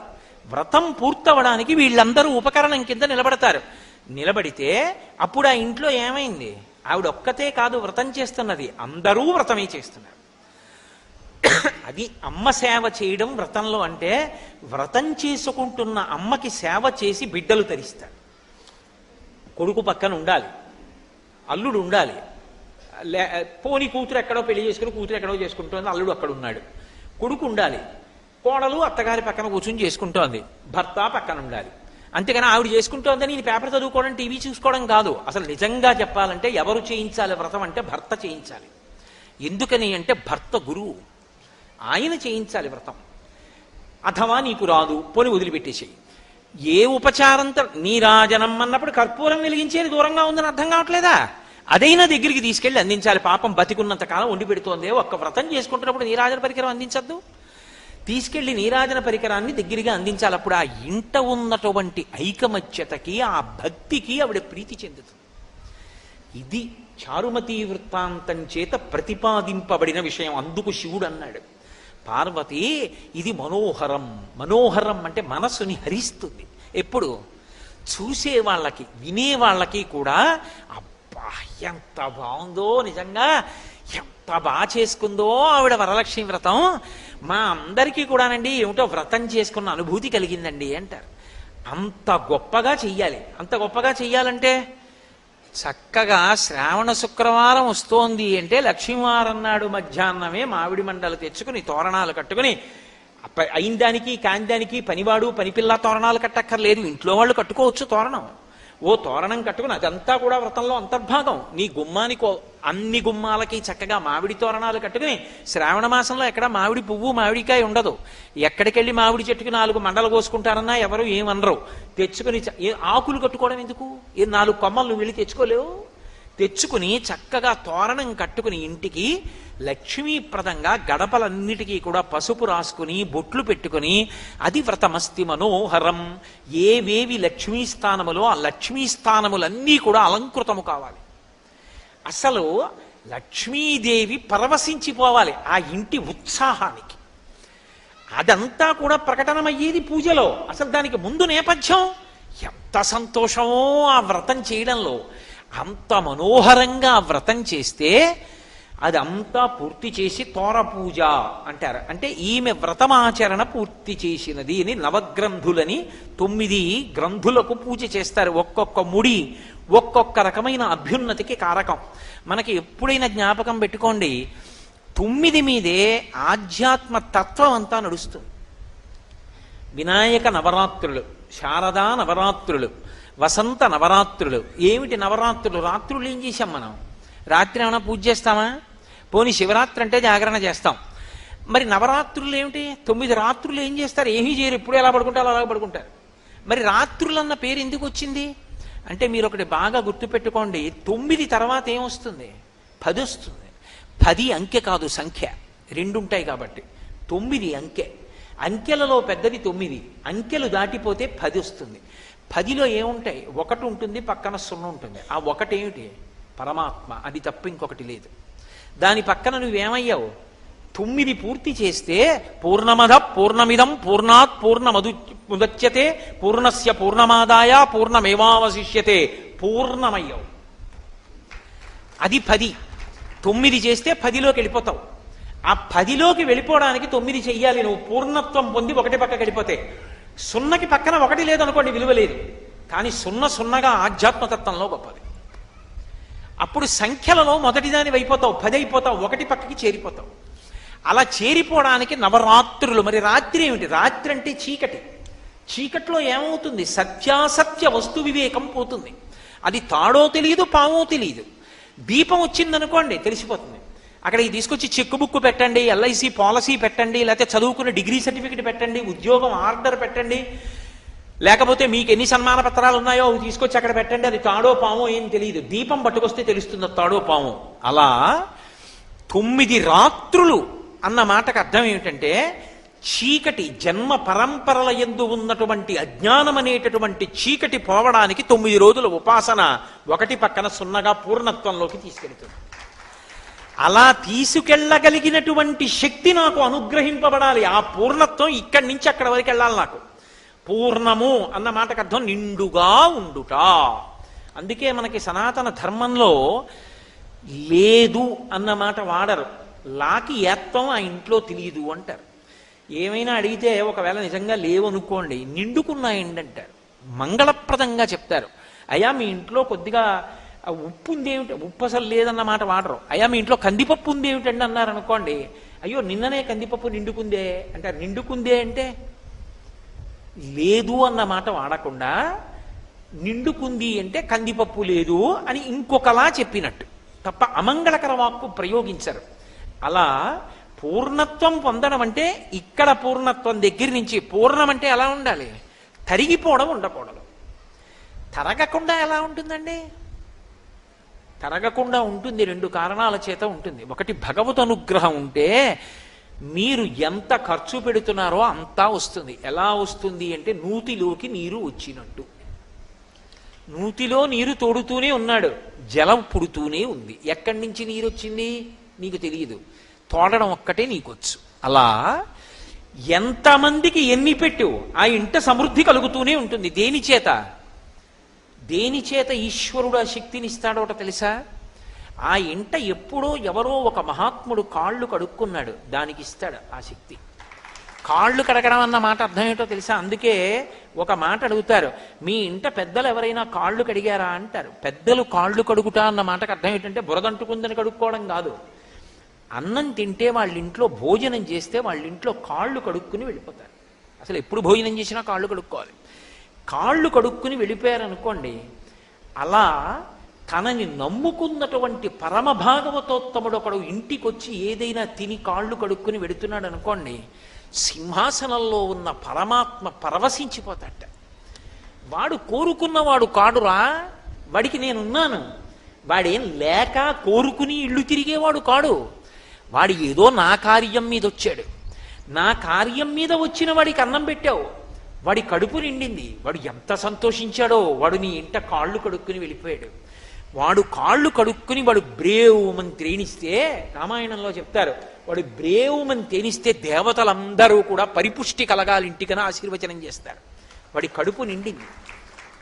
అందుకు భాగవతంలో నందుడంటాడు, ఊరకరారు మహాత్ములు వా రథముల ఇండ్ల కడకు వచ్చుటెలెల్లం కారణము మంగళములకు మీరొచ్చుట శుభము మాకు నిజము మహాత్మా అంటారు. పూర్ణ, పుష్కళ ఈ రెండు అయ్యప్ప స్వామి యొక్క భార్యలు వైదికంగా. ఆయన బయట బ్రహ్మచారి, కానీ వైదికమైన పూజ యందు ఆయన పూర్ణ పుష్కళాంబా సమేత అయ్యప్ప స్వామి పరబ్రహ్మణే నమః. పూర్ణము అంటే నిండి ఉన్నది. తరగలేదా? మరి ఇతరులకు పెడితే తరగదా? తరగవలసిన అవసరం లేదు. ఈశ్వరుడు పూర్తి చేసేస్తుంటాడు, ఇచ్చేస్తూ ఉంటాడు. డొక్కా సీతమ్మ గారిని తూర్పుగోదావరి జిల్లాలో మహాతల్లి, అందరికీ అన్నం పెట్టేది, నిరతాన్నదాత. ఒకప్పుడు వాళ్ళింట్లో అన్నం తినడానికి కూడా లేకుండా అయిపోయింది. ఆవిడికి ఒంటి మీద ఇంకా ఒక కంటె ఒక్కటే మిగిలిందంతే. ఓ రోజున బ్రాహ్మణుడు వచ్చాడు, బ్రహ్మచారి ఎక్కడి నుంచో, సీతమ్మ ఆకలిస్తోంది అన్నం పెట్టమ్మా అన్నాడు. ఆవిడ విస్తరి వేసి అన్నీ వడ్డించి అయ్యా ప్రారంభించింది. ఆయన అన్నాడు, నాకు పెళ్ళి అవ్వలేదు, ఇన్నాళ్లకు సంబంధం వచ్చింది, పెళ్లివారు బంగారు ఆభరణం పెడితేనే పిల్లనిస్తామంటున్నారు, సీతమ్మ ఏదైనా బంగారు ఆభరణం ఇస్తే అన్నం తింటా, అలాగే లేచి వెళ్ళిపోతాను. ఆవిడ భర్త వంక చూసి కంటె ఇలా ఎత్తి చూపించింది, ఇచ్చేస్తానని. ఆయన పక్కకి పిలిచన్నాడు, ఎంత బంగారం ఉండేది నీ ఒంటి మీద, అంతా వెళ్ళిపోయింది. ఇప్పుడు ఉన్నదొక్క కంటె, అది కూడా ఇస్తానంటున్నావు, ధూర్త బ్రాహ్మణుడు. పెళ్లికి లేదు, ఇస్తావా ఇవ్వవా అంటున్నాడు. ఇవ్వనను, ఏమవుతుందో అన్నాడు. వద్దు, విష్ణుస్వరూపాయ బ్రాహ్మణాయ తుభ్యం నమః, విష్ణుస్వరూపంగా అన్నం పెడుతున్నాను, బ్రాహ్మణుడని కాదు, అందుకని ఇచ్చేస్తాను కంటెని, నీ ఇష్టం ఇచ్చేయి అన్నాడు. ఆమె కంటె తీసి ఆయనకి ఇచ్చేసింది. ఆయన అరిటాకు కింద పెట్టి ఆ ఔపోసన బట్టి భోజనం పూర్తి చేసి ఉత్తరాపోసనం బట్టి లేచి వెళ్ళిపోయాడు. ఆయన ఇలా బయటికి వెళ్ళాడు. ఆవిడ విస్తరెత్తింది. భోజనం పెట్టడం ఎంత గొప్పో విస్తరెత్తడం అంత గొప్ప. బాగా గుర్తుపెట్టుకోండి, భోజనం పెట్టడం కన్నా విస్తరెత్తడమే గొప్ప. ఎందుకంటే ఒక్కొక్క ఇంట్లో భోజనం పెట్టి పనిపిల్లని పిలుస్తారు విస్తళ్ళు తీసేయమని, ఫలితం వాళ్ళకి వెళ్ళిపోతుంది.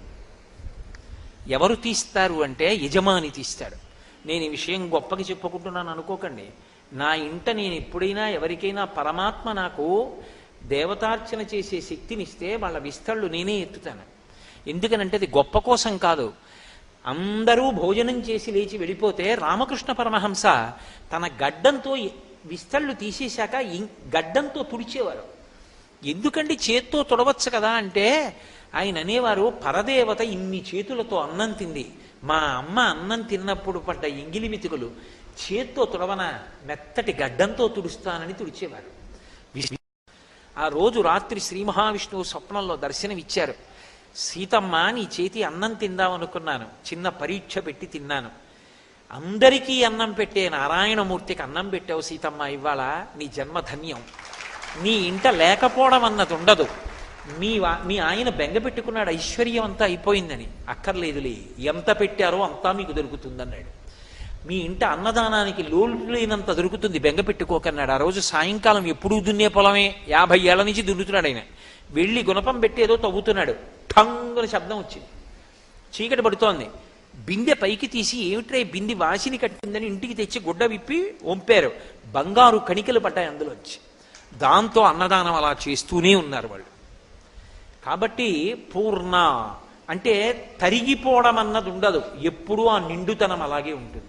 అది ఎక్కడి నుంచి వస్తుందంటే, ఒక్కొక్క మహాత్ముడికి పెట్టినటువంటి అన్నం. ఎవడో పరమేశ్వరుడు ఏదైనా గొప్ప అభ్యున్నతిని కల్పించాలి అంటే 100 యజ్ఞములు చేస్తే కూడా రానంత ఫలితాన్ని కట్టపెట్టాలి అనుకుంటే, ఎవరో ఒక పరమభక్తి తత్పరుడైనటువంటి వాణ్ణి ఇంటికి అతిథిగా పంపిస్తాడు. ఏదో తినడానికి వస్తాడు ఆయన. ఆయన తిని తృప్తి పొంది త్రేంచి కాళ్ళు కడుక్కుని వెళ్ళిపోయాడా, చాలరా, నన్ను నమ్ముకున్న వాడికి ఇంత అన్నం పెట్టావురా అని ఈశ్వరుడు వాడికి ఎనలేని సుఖాలు ఇచ్చేస్తాడు. కాబట్టి 9 మూడుల తోరమును కట్టుకుంది ఆడది అంటే దానికి అర్థం ఏమిటంటే, ఆమె పూర్ణత్వాన్ని పొందుతోంది. ఎక్కడికి పూర్ణత్వం? ఒకటి పక్క సున్న నుండి ఇక్కడ ఆమెకి లేదన్న మాట ఉండదు. ఇల్లాలుగా అన్నిటా పూర్ణత్వం. ఇంట్లో లేదన్న మాట లేకుండా సంతోషంగా ఇంట లక్ష్మి చెరించినట్టే ఆ స్థితిని పొందుతుంది. ఆ తోరాన్ని కట్టుకుని ప్రదక్షిణం చేస్తారు. అమ్మవారి మూర్తిని అందుకే ఒక గోడ దగ్గరకి పెట్టారు వరలక్ష్మీ వ్రతం చేసేటప్పుడు. ఎందుకు పెట్టారంటే వరలక్ష్మీ వ్రతం ఎంత గొప్పదో వరలక్ష్మీ వ్రతమనందు ప్రదక్షిణం అంత ముఖ్యం. ప్రదక్షిణం చేయాలంటే మీరు గోడ దగ్గర పెట్టారనుకోండి, ఎలా చేస్తారు?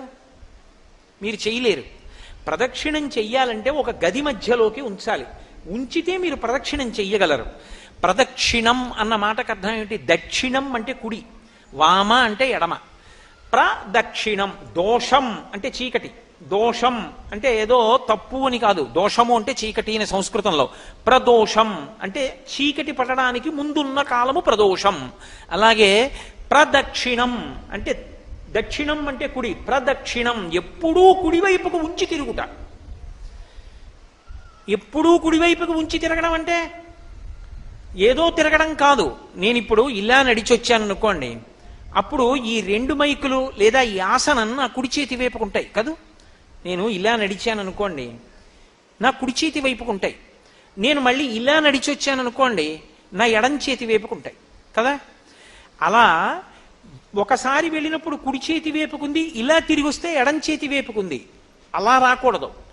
అది పరమ పూజనీయమైన వస్తువు. దాని చుట్టూ తిరిగినంత మాత్రం చేత అది నీకు శక్తినిచ్చేయగలదు అనుకుంటే మౌనంగా 3 మార్లు తిరుగుతారు. ఒక్క మారైనా చాలు. కల్పం ప్రకారం 3 మాటలు. ఆ ప్రదక్షిణం చేసేటప్పుడు ఎప్పుడూ కుడివైపే ఉండాలి. అంటే ఏం చేయాలి అంటే చుట్టూ తిరిగి రావాలి. నేను ఇప్పుడు ఈ ఆసనానికి చుట్టూ తిరిగి వచ్చాను అనుకోండి, అప్పుడు ఏమవుతుంది? ఇది నా కుడి చేతి వైపే ఉంటుంది. కోటేశ్వరరావు గారిని వేదిక మీదకి రావలసిందిగా కోరుతున్నాం అన్నారనుకోండి, నేను ఇలా వచ్చి ఇలా ఎక్కకూడదు. ఇలా ఎక్కాను అనుకోండి ఆసనంలో కూర్చోవడానికి, ఈ ఆసనం నాకు ఎడం వైపుకు వస్తుంది అప్పుడు ఎక్కుతున్నప్పుడు. అంటే ఎడం వైపుకి ఈ ఆసనాన్ని ఉంచాను అంటే ఇది పరమ పవిత్ర స్థలం. ఇక్కడ కూర్చునే నేను శ్రావణ మాస వైశిష్ట్యం చెప్తున్నాను.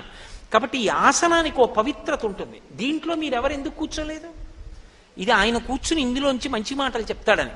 దీనికి నేను గౌరవం ఇచ్చి కూర్చోవాలి. కూర్చోవాలంటే ఇలా ఎక్కకూడదు.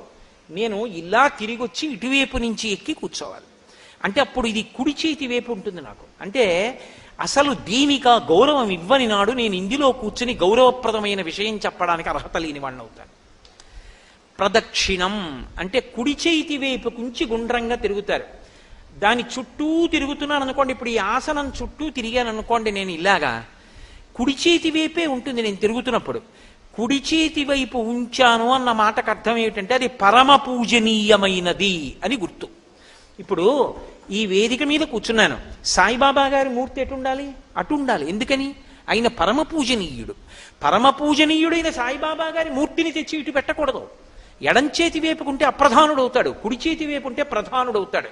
అందుకే పూజ చేసేటప్పుడు కానీ వ్రతం చేసేటప్పుడు కానీ ఏ పదార్థాన్ని ఎడం వైపు నుంచి తీయకూడదు.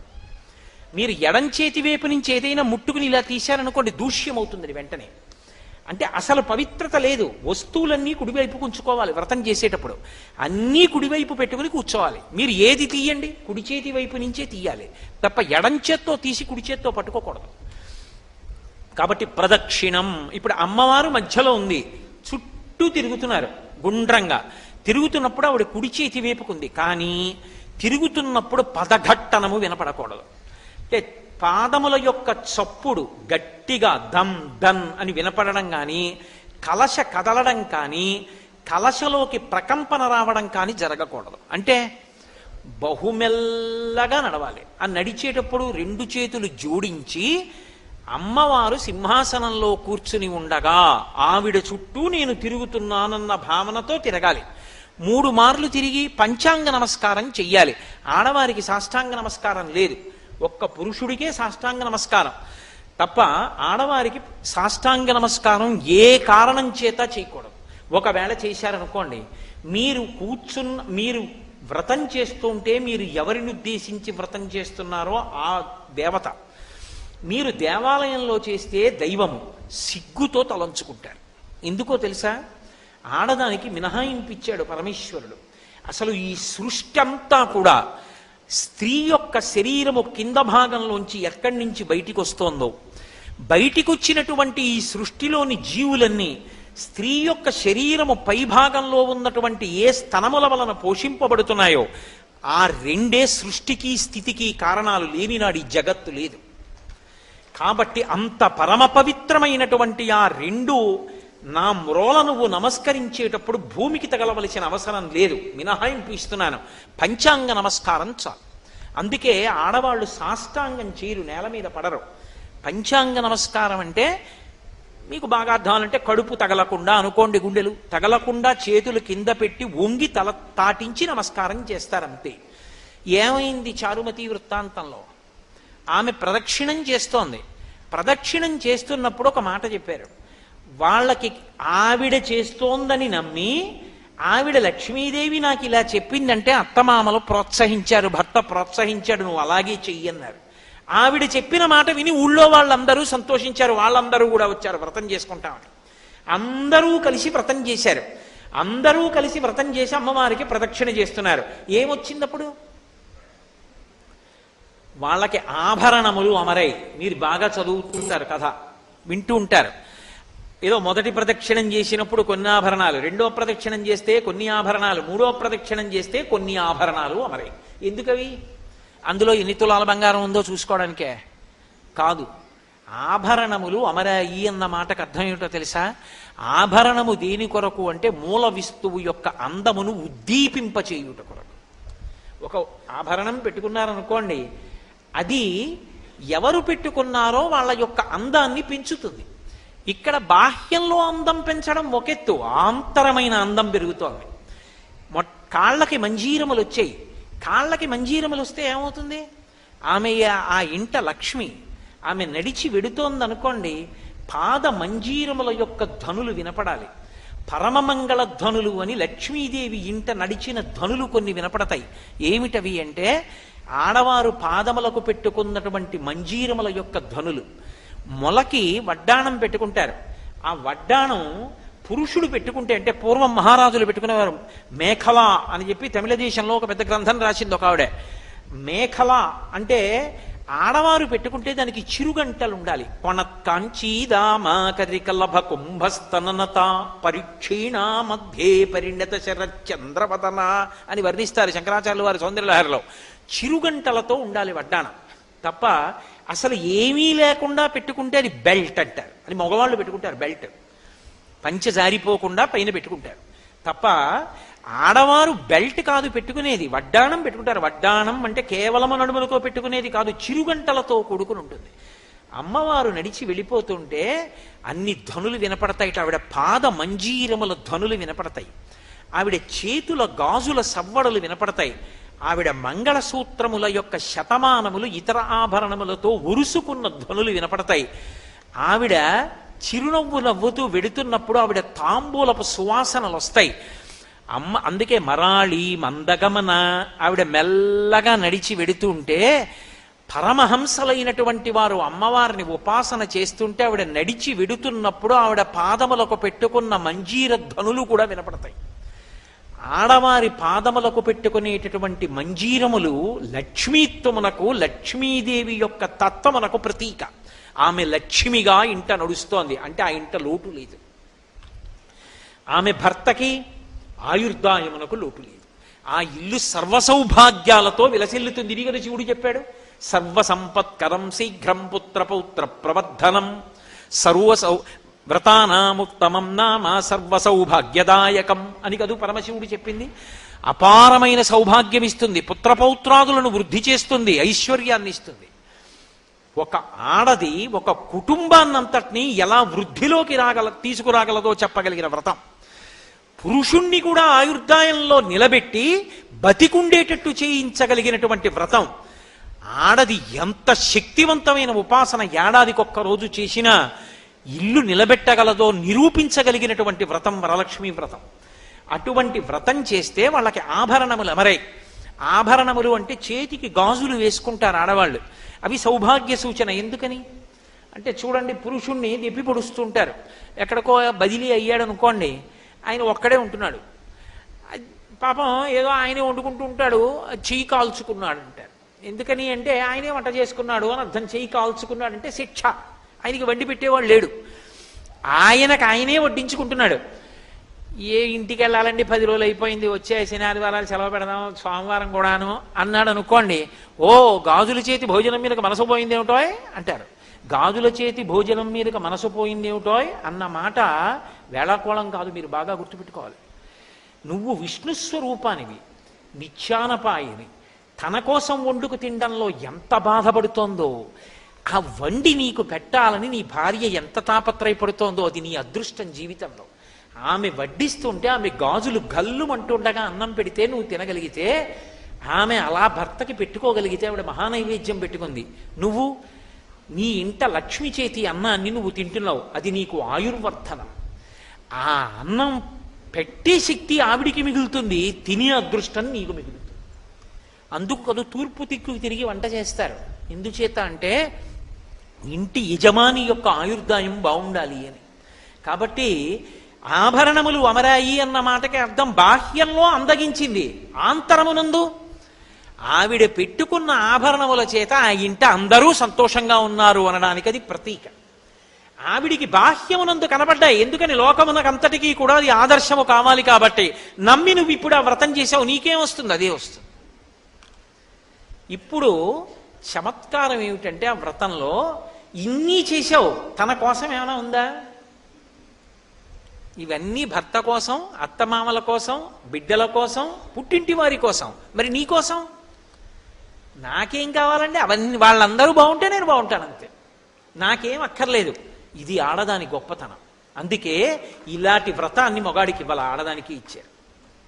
అంత ఉదార హృదయం, అంత విశాల హృదయంతో నాకేం కావాలి, ఆయన బాగుండడం కన్నా, నాకేం కావాలి మా అత్తమామలు బాగుండడం కన్నా, నాకేం కావాలి నా బావమరుదులు బాగుండడం కన్నా, నాకేం కావాలి మా పుట్టింటి వారు బాగుండడం కన్నా అనగలిగిన విశాల హృదయం ఆడదానికే ఉంది లోకంలో.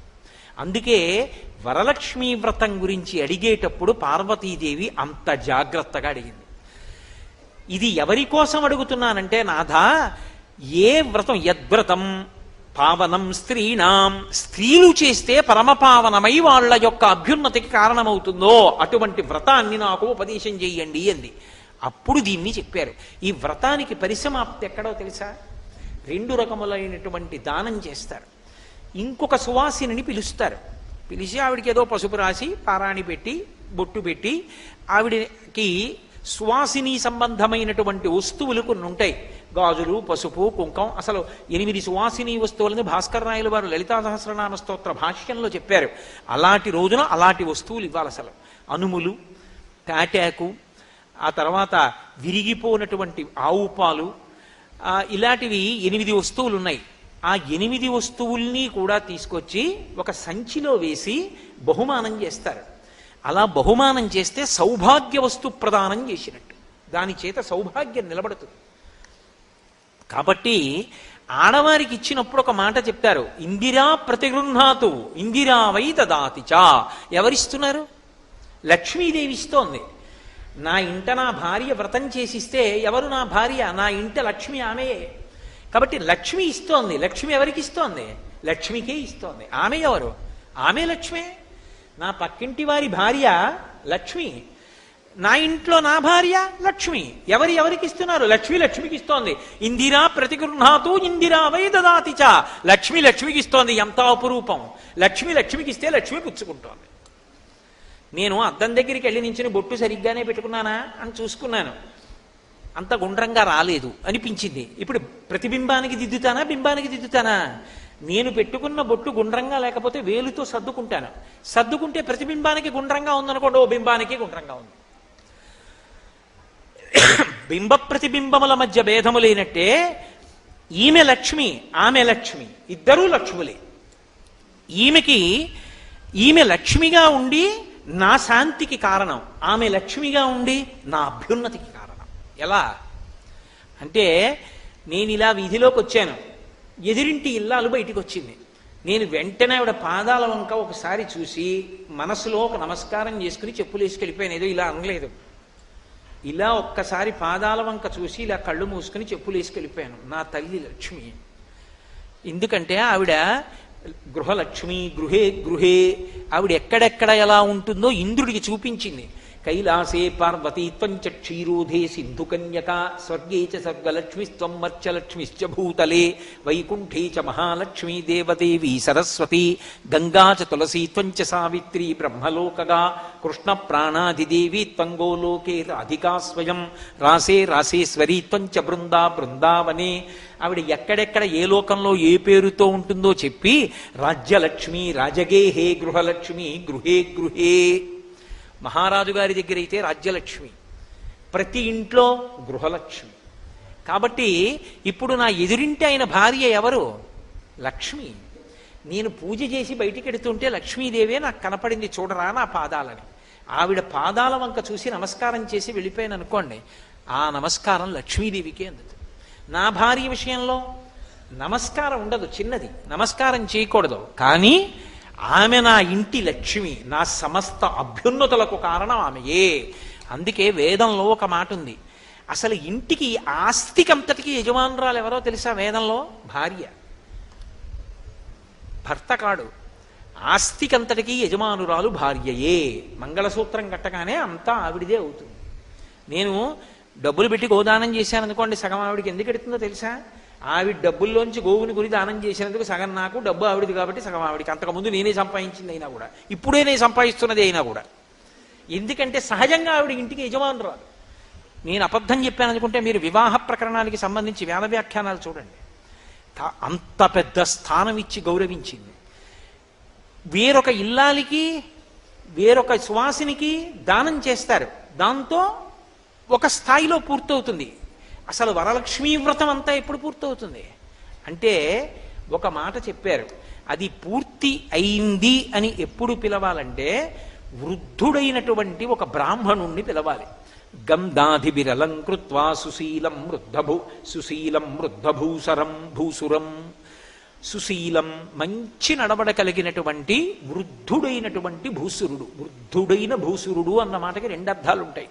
వృద్ధుడైన బ్రాహ్మణుడు అంటే శరీరమునందు వయసు చేత వృద్ధుడైన వాడు ఒక అర్థం. ఆయన వయసుతో నీకు సంబంధం లేదు, ఆయన జ్ఞానము చేత వృద్ధుడైనటువంటి వాడు. పిలిచి కూర్చోపెట్టి గంధాధిభిరలంకృత్వా, చందనాన్ని తీయాలి. మన ఇంట సానా గంధపు చెక్క ఉండాలి, ఎందుకంటే ఏది పడితే అది చర్మానికి రాస్తే పొక్కుతుంది. చందనానికి ఆ ఇబ్బంది ఉండదు. నిజంగా తీసిన చందనం చల్లగా ఉంటుంది. చందనాన్ని అలంకారం చేస్తే వెంటనే అతిథి రూపంలో ఉన్నటువంటి విష్ణువు ప్రీతి చెందుతాడు, అది విష్ణువుకి సమర్పణం అయిపోతుంది. అందుకే ఎవరింటికన్నా భోజనానికి వెడితే ఇంట ఏం చేస్తారంటే, భోజనం అవగానే చందన పాత్ర తీసుకొచ్చి అక్కడ పెడతారు. వాళ్ళు అలంకారం చేయరు, అక్కడ పెడతారు. పెడితే ఏం చేస్తారంటే చందనం తీసి చేయి కడుక్కుని కాళ్ళు కడుక్కుని వచ్చిన తరువాత ఆ చందన పాత్రలోంచి కొంచెం చందనం తీసి తల ఇలా పెట్టుకుంటారు. చందనం పెట్టేసుకున్నాడు అంటే భోజనం అయిపోయింది అని గుర్తు. చందనం పెట్టుకోవడానికి చందనం ఇస్తే ఆయన చందనాలంకృతుడైతే విష్ణువు చందనము చేత అలంకృతుడైపోతాడు. అది విష్ణు ప్రీతికి కారణమైపోతుంది. అందుకని ఇంట ఎవరైనా వస్తే వారికి పెట్టిన భోజనం దేనితో పూర్తవుతుంది అంటే చందనం ఇవ్వడంతో పూర్తవుతుంది. అందుకే మీరు ఎప్పుడైనా చూడండి, ఇంటికి ఎవరినైనా పిలిచారనుకోండి, మేము మీకు అన్నం పెడతామండి, మీరు అన్నం లేని వాళ్ళు కదండి, మా ఇంట్లో బూట్లు వేసుకుని తెల్లబట్టలు వేసుకుని కొంతమంది నించుంటారు, మీరు ఓ కంచం పెట్టుకుని అడుక్కు తినే వాళ్ళల్లా ఒక్కొక్కడి దగ్గరికి వెడితే ఓడు పప్పు, ఓడు కూర, ఓడు పచ్చడి వేస్తాడు. విందు 12 నుంచి 2:10 వస్తే అన్నం ఉండదు. అలా ఉండవు శుభలేఖలు. శుభలేఖలు భోజనం పెట్టడం అంటే కూర్చోబెట్టి వడ్డన చేస్తారు. మేము అన్నం పెడతామండి అనరు. విందు ఇంకోటి అలా రాయరు, దేవతార్చన అంటారు. అప్పుడు ఏమిస్తావు? అన్నం, అన్నంలోకి పప్పు, లేకపోతే ఫలానా చోటు నుంచి కాజాలు తేబడును, ఇలా ఉండవు. అందులో మదర్పిత చందన తాంబూలాది సత్కారములను గ్రహించి ఈ రెండే రాస్తారు. ఎందుకో తెలుసా? వచ్చిన వాడిని నువ్వు పరిపూర్ణంగా సత్కరించేశావని గుర్తు ఏమిటంటే, గౌరవించావని గుర్తు తాంబూలం ఇస్తారు. తాంబూలం అంటే డబ్బులని కాదు నా ఉద్దేశం. తమలపాకులు, వక్కలు, పళ్ళు పెట్టి ఇస్తే ఇంటికి వచ్చిన వాడిని పరిపూర్ణంగా గౌరవించినట్టు. అందుకే విరాట పర్వంలో కూడా ఉత్తరతో తాంబూలం ఇప్పిస్తాడు విరాట్ రాజు గారు అర్జునుడికి, గురువు గౌరవనీయుడు అని. కాబట్టి చందన, నీకు గంధం రాస్తాను. ఎప్పుడు రాస్తావు? లోపలికి ఎడుతున్నప్పుడు పువ్వులు ఇవ్వడం, లేకపోతే నీళ్లు చల్లడం, ఆ వచ్చిన వాళ్ళందరి మీద ఒళ్ళు తడిచిపోయేటట్టుగా రాయడం, లేకపోతే సెంటెట్టుకు వచ్చి వాడికి పరిశం పడుతుందేమో చూడకుండా కొట్టేయడం, అవి కాదు అలంకారాలంటే. ఆయన కడుపు నిండా భోజనం చేసి అందరి దగ్గర బ్రేవ్ బ్రేవ్ అన్న శబ్దాలు వినపడాలి. అలా తిని వాళ్ళు లేచి కాళ్ళు కడుక్కుని వెడుతుంటే వాళ్ళకి చందనాలంకారం చేస్తారు, అంటే చందనం రాస్తారు వాళ్ళకి. అలా చందన తాంబూలాది సత్కారములను గ్రహించి, అందుకని వ్రతం ఎప్పుడు పూర్తవుతుంది అంటే చందనాభిలలంకృత్వా, ఆ చందనము మొదలైనటువంటి వాటితో సుశీలం వృద్ధభూసురం, వృద్ధుడైనటువంటి బ్రాహ్మణుణ్ణి తీసుకొచ్చి కూర్చోపెట్టి అమంత్రకం, అంటే మంత్రం చెప్పక్కర్లేదు, కాస్త చందనం తీసి ఆయనకి రాసి, కాసిన అక్షతలు తీసి ఆయన పాదాల మీద వేసి, కాసిన పువ్వులు తీసి ఆయన పాదాల మీద వేసి, పుష్పహారం వెయ్యరు. పరపురుషుడి మెడలో స్త్రీ హారం వేయకూడదు, ఒక్క భర్త మెడలోనే వేస్తుంది. అందుకని పుష్పములు పాదముల మీద వేసి, అప్పుడు ఏం చెయ్యాలి అన్నది కూడా శాస్త్రం చెప్పింది. ఏం చెయ్యాలి అంటే తస్యాం, అప్పుడు దత్వా చవాయనం ద్వాదశాపూప సంయుతం. అపూపము అంటే పిండి వంట. వండిన అన్నం కానీ, వండిన కూరలు కానీ, వండని పళ్ళు కాయలు కానీ ఇవ్వకూడదు. వండినటువంటి పిండి వంటలు 12 ఇవ్వాలి. 12 అంటే 12 రకాల పిండి వంటలు చేయించావు, మంచిదే. 12 రకాలు చేయించలేదు, 12 ఉండ్రాళ్ళు పెట్టు. 12 అంకెకి తగ్గకూడదు. 12 అంకె ఎందుకు అంటే 12 నెలలకి సంకేతం. 12 నెలలలోనూ నువ్వు దానాలు చేసినట్టే, బ్రాహ్మణ పూజ చేసినట్టే. ద్వాదశాపూప సంయుతం, అవి పిండి వంటలై ఉండాలి. ఆ పిండి వంటలు 12 వాయనంగా పెట్టి సుశీలం వృద్ధభూసురం ఆ బ్రాహ్మణుడికిచ్చి, ఆయన దగ్గర ఇందిరా ప్రతిగృహాతు ఇందిరా వై దదాతిచా ఉండదు. ఆయన విష్ణుస్వరూపంగా భావన చేసి నీకు అనడం వస్తే విష్ణుస్వరూపాయ బ్రాహ్మణాయ తుభ్యం నమః. నీకు అనడం రాకపోతే వంగి 2 చేతులు ఇలా పెట్టకు, ఈ చెయ్యి మీద ఈ చెయ్యి వెయ్యాలి. ఎందుచేత అంటే ఆయన ఇలా నిలబడ్డాడు అనుకోండి, ఆయన ఇలా నిలబడినప్పుడు ఆయన కుడి పాదం ఇటు ఉంటుంది, ఆయన ఎడం పాదం ఇటు ఉంటుంది. నేను ఇలా పెట్టాను అనుకోండి, ఎడం పాదం మీద కుడి చెయ్యి, కుడి పాదం మీద ఎడం చెయ్యి పెట్టినట్టు అవుతుంది, అప్పుడు దోషం వస్తుంది. నేను కుడి చెయ్యి ఎడం చెయ్యి మీద పెట్టి పాదములను ఎప్పుడూ ముట్టుకోకూడదు. ఎవరికైనా పెద్దలకి నమస్కారం చేసేటప్పుడు వాళ్ళ పాదాలు ఏ కారణం చేత ముట్టుకోవడానికి వీల్లేదు, స్పృశించకూడదు. అది ఒక్క మంత్రోపదేశం చేసినటువంటి గురువుగారు అనుగ్రహిస్తే అప్పుడు ఒక్కసారి గురువుగారి పాదాల మీద తలపెట్టి నమస్కరిస్తారు. మిగిలిన సమయాలలో పెద్దలు నమస్కరిద్దాం అనుకుంటే వారు నిలబడిన చోట భూమిని ముట్టుకోవాలి. ఇలా 2 చేతులతో ముట్టుకుని నమస్కారం చెయ్యాలి తప్ప వాళ్ళ పాదాలు ముట్టుకోవడం దోషభూయిష్టం, తప్పు. అలా ఎప్పుడూ చేయకూడదు, అసలు అలా ముట్టుకోకూడదు. కాబట్టి అలా నమస్కారం చేసి ఆయన అక్షతలు వేస్తాడు. అది చెప్పక్కర్లేదు కదా కథలో. ఆయన అక్షతలు వేసి ఆశీర్వచనం చేస్తాడమ్మా, దీర్ఘ సుమంగళీ భవ పుత్రపౌత్రాభివృద్ధిరస్తు అంటాడు. ఆయన అన్నమాట విష్ణువు నోటి నుండి వచ్చిన మాట, దాని చేత వ్రతము అక్కడితో పూర్తవుతుంది. నీకు సంతోషం ఉంది, బోలెడంత మంది లక్ష్మీదేవుల రూపాలలో సువాసినులు నీ ఇంట్లోకి రావాలనుంది, లోపలికి పిలుస్తారు. పిలిచి పేరంటం అంటారు. సాయంకాలం వేళ తెలుగు సంప్రదాయంలో పేరంటం పిలిచామండి అంటారు. అనేక మంది సువాసినులు వస్తారు. వచ్చిన వాళ్ళందరినీ లక్ష్మిగా భావించి చక్కగా పసుపు రాసి పారాణి పెట్టి వాళ్ళకి బొట్టు పెట్టి వాయినం ఇస్తారు. వాయినం ఇచ్చేటప్పుడు మళ్ళీ వండినవన్నీ ఇవ్వక్కర్లేదు, శనగలు తప్పకుండా ఇస్తారు. ఎందుకు శనగలు ఇవ్వడం అంటే శనగలకు ఒక ప్రత్యేకమైనటువంటి లక్షణం ఉంది. శనగ కానీ ఎవరికైనా ఇచ్చినా శనగని దారంతో గుచ్చి దండ చేసినా అది ఎవరికి వెయ్యాలి అంటే పెద్ద స్థాయిలో ఉండేటటువంటి పరమ గురువులైనటువంటి వారి మెళ్ళో వేస్తారు ఆ హారాలు. ఇప్పటికీ ఢిల్లీలో ఒక దేవాలయం ఉంది, దాన్ని మలయ మందిర్ అని పిలుస్తారు. ఢిల్లీకి నడిబొడ్డులో ఒక చిన్న కొండ మీద ఉంటుంది సుబ్రహ్మణ్య దేవాలయం, పరమాద్భుతమైన దేవాలయం. ఆ దేవాలయం లోపలికి వెడుతుంటే ఎడంచేతి పక్కన పూలు పళ్ళు అమ్మే కొట్లు ఉంటాయి. అక్కడ శనగలు మాలలు కట్టి మేకుకు పెట్టి ఉంటాయి. ఆ శనగల మాల ఇవ్వండి ఒకటి అన్నారు అనుకోండి, ఇవ్వడు. ఎందుకు అంటాడు. మా అబ్బాయి తింటాడు అన్నారు అనుకోండి, నేను ఇవ్వనంటాడు. నేను వేసుకుంటాను, ఇవ్వడు. ఇదిగో నాతో ఒక ఆయన వచ్చారు, పరమ పూజనీయుడు, ఆయనకి వేస్తాను, ఇవ్వడు. అవి ఎవరికి ఇస్తారో తెలుసా? శంకర భగవత్పాదుల మెడలో వేయడానికి ఇస్తారు. పరమ గురువులైనటువంటి వారి మెడలో అంకురములు వస్తున్నటువంటి శనగలు మాల కట్టి వేస్తారు. అది పరమ గౌరవం అలా వేయడం. అంటే యాలుకల మాలలు వేస్తారు. ఇప్పటికీ కంచికామకోటిపీఠ సంప్రదాయంలో యాలుకల మాలలు వేస్తుంటారు, సుగంధ ద్రవ్య మాలలు. శనగ కానీ ఇచ్చినట్టయితే అంకుర స్వరూపంగా ఉండి అమ్మవారి యొక్క పరిపూర్ణ అనుగ్రహమునకది హేతు. అందుకని శనగలు నానపోసిస్తారు తప్ప ఎండిపోయిన శనగలు ఇవ్వరు.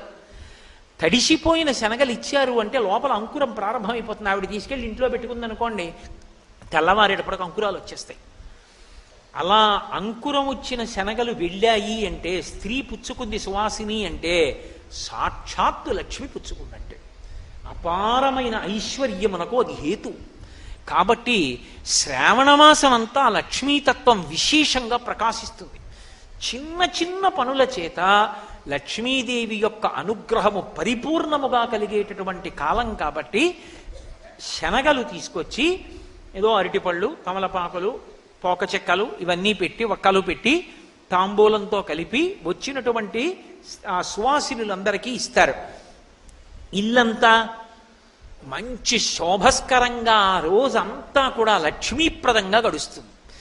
ఇది వరలక్ష్మీ వ్రతము యొక్క కల్పము అని లక్ష్మీదేవి చెప్పిందని పార్వతీదేవికి పరమేశ్వరుడు చెప్తే, శౌనకాది మహర్షులకు సూతుడు చెప్తే, వ్రతం చేసేటప్పుడు బ్రహ్మస్థానంలో ఉన్న బ్రాహ్మణుడు చెప్తే, వచ్చే ఏడాది బాగా చేసుకోవడానికి మీకు నేను చెప్పాను. కాబట్టి వ్రతాన్ని చేసేటప్పుడు ఎప్పుడూ కూడా ముందుగా అధ్యవసాయ బుద్ధితో పరిశీలనం చేసి పరమ సంతోషంతో ప్రహృష్టమైనటువంటి హృదయంతో చేసుకోవాలి. వారు వీరు చెప్పిన మాట కాదు, సాక్షాత్తు శంకరుడు చెప్పాడు ఇంత గొప్ప వ్రతం పార్వతీ అని. కాబట్టి అటువంటి వ్రతాన్ని జన్మహక్కు కాబట్టి సువాసినులకి పరమ సంతోషంగా, మన దగ్గర ఎంత లేదన్న దానితో సంబంధం లేదు, ఉన్నదానితో మనసు రమించడం ప్రధానం. ఇందాక మీకు నేను చెప్పే కదా ఉపచారాలు, అటువంటి ఉపచారములతో పరమ సంతోషంగా ఆ వ్రతాన్ని చేసుకుంటారు. అలాగే ఈ శ్రావణ మాసంలో చేసేటటువంటి వ్రతాలలో పరమోత్కృష్టమైనటువంటి ఒక పూజ ఉంటుంది, ఆషాదశమి అంటారు. ఈ శుక్లపక్షంలో నిన్నను ఏకాదశి, ఇవాళ ద్వాదశి. ఆ ఏకాదశికి ముందు దశమి తిథి ఉంది. దశమి తిథికి ఒక్కదానికే సంవత్సరం మొత్తం మీద ఒక్క శ్రావణ మాసంలో వచ్చేటటువంటి శుక్లపక్ష దశమికి ఆషాదశమి అని పేరు. ఆశ అంటే ఏమిటి?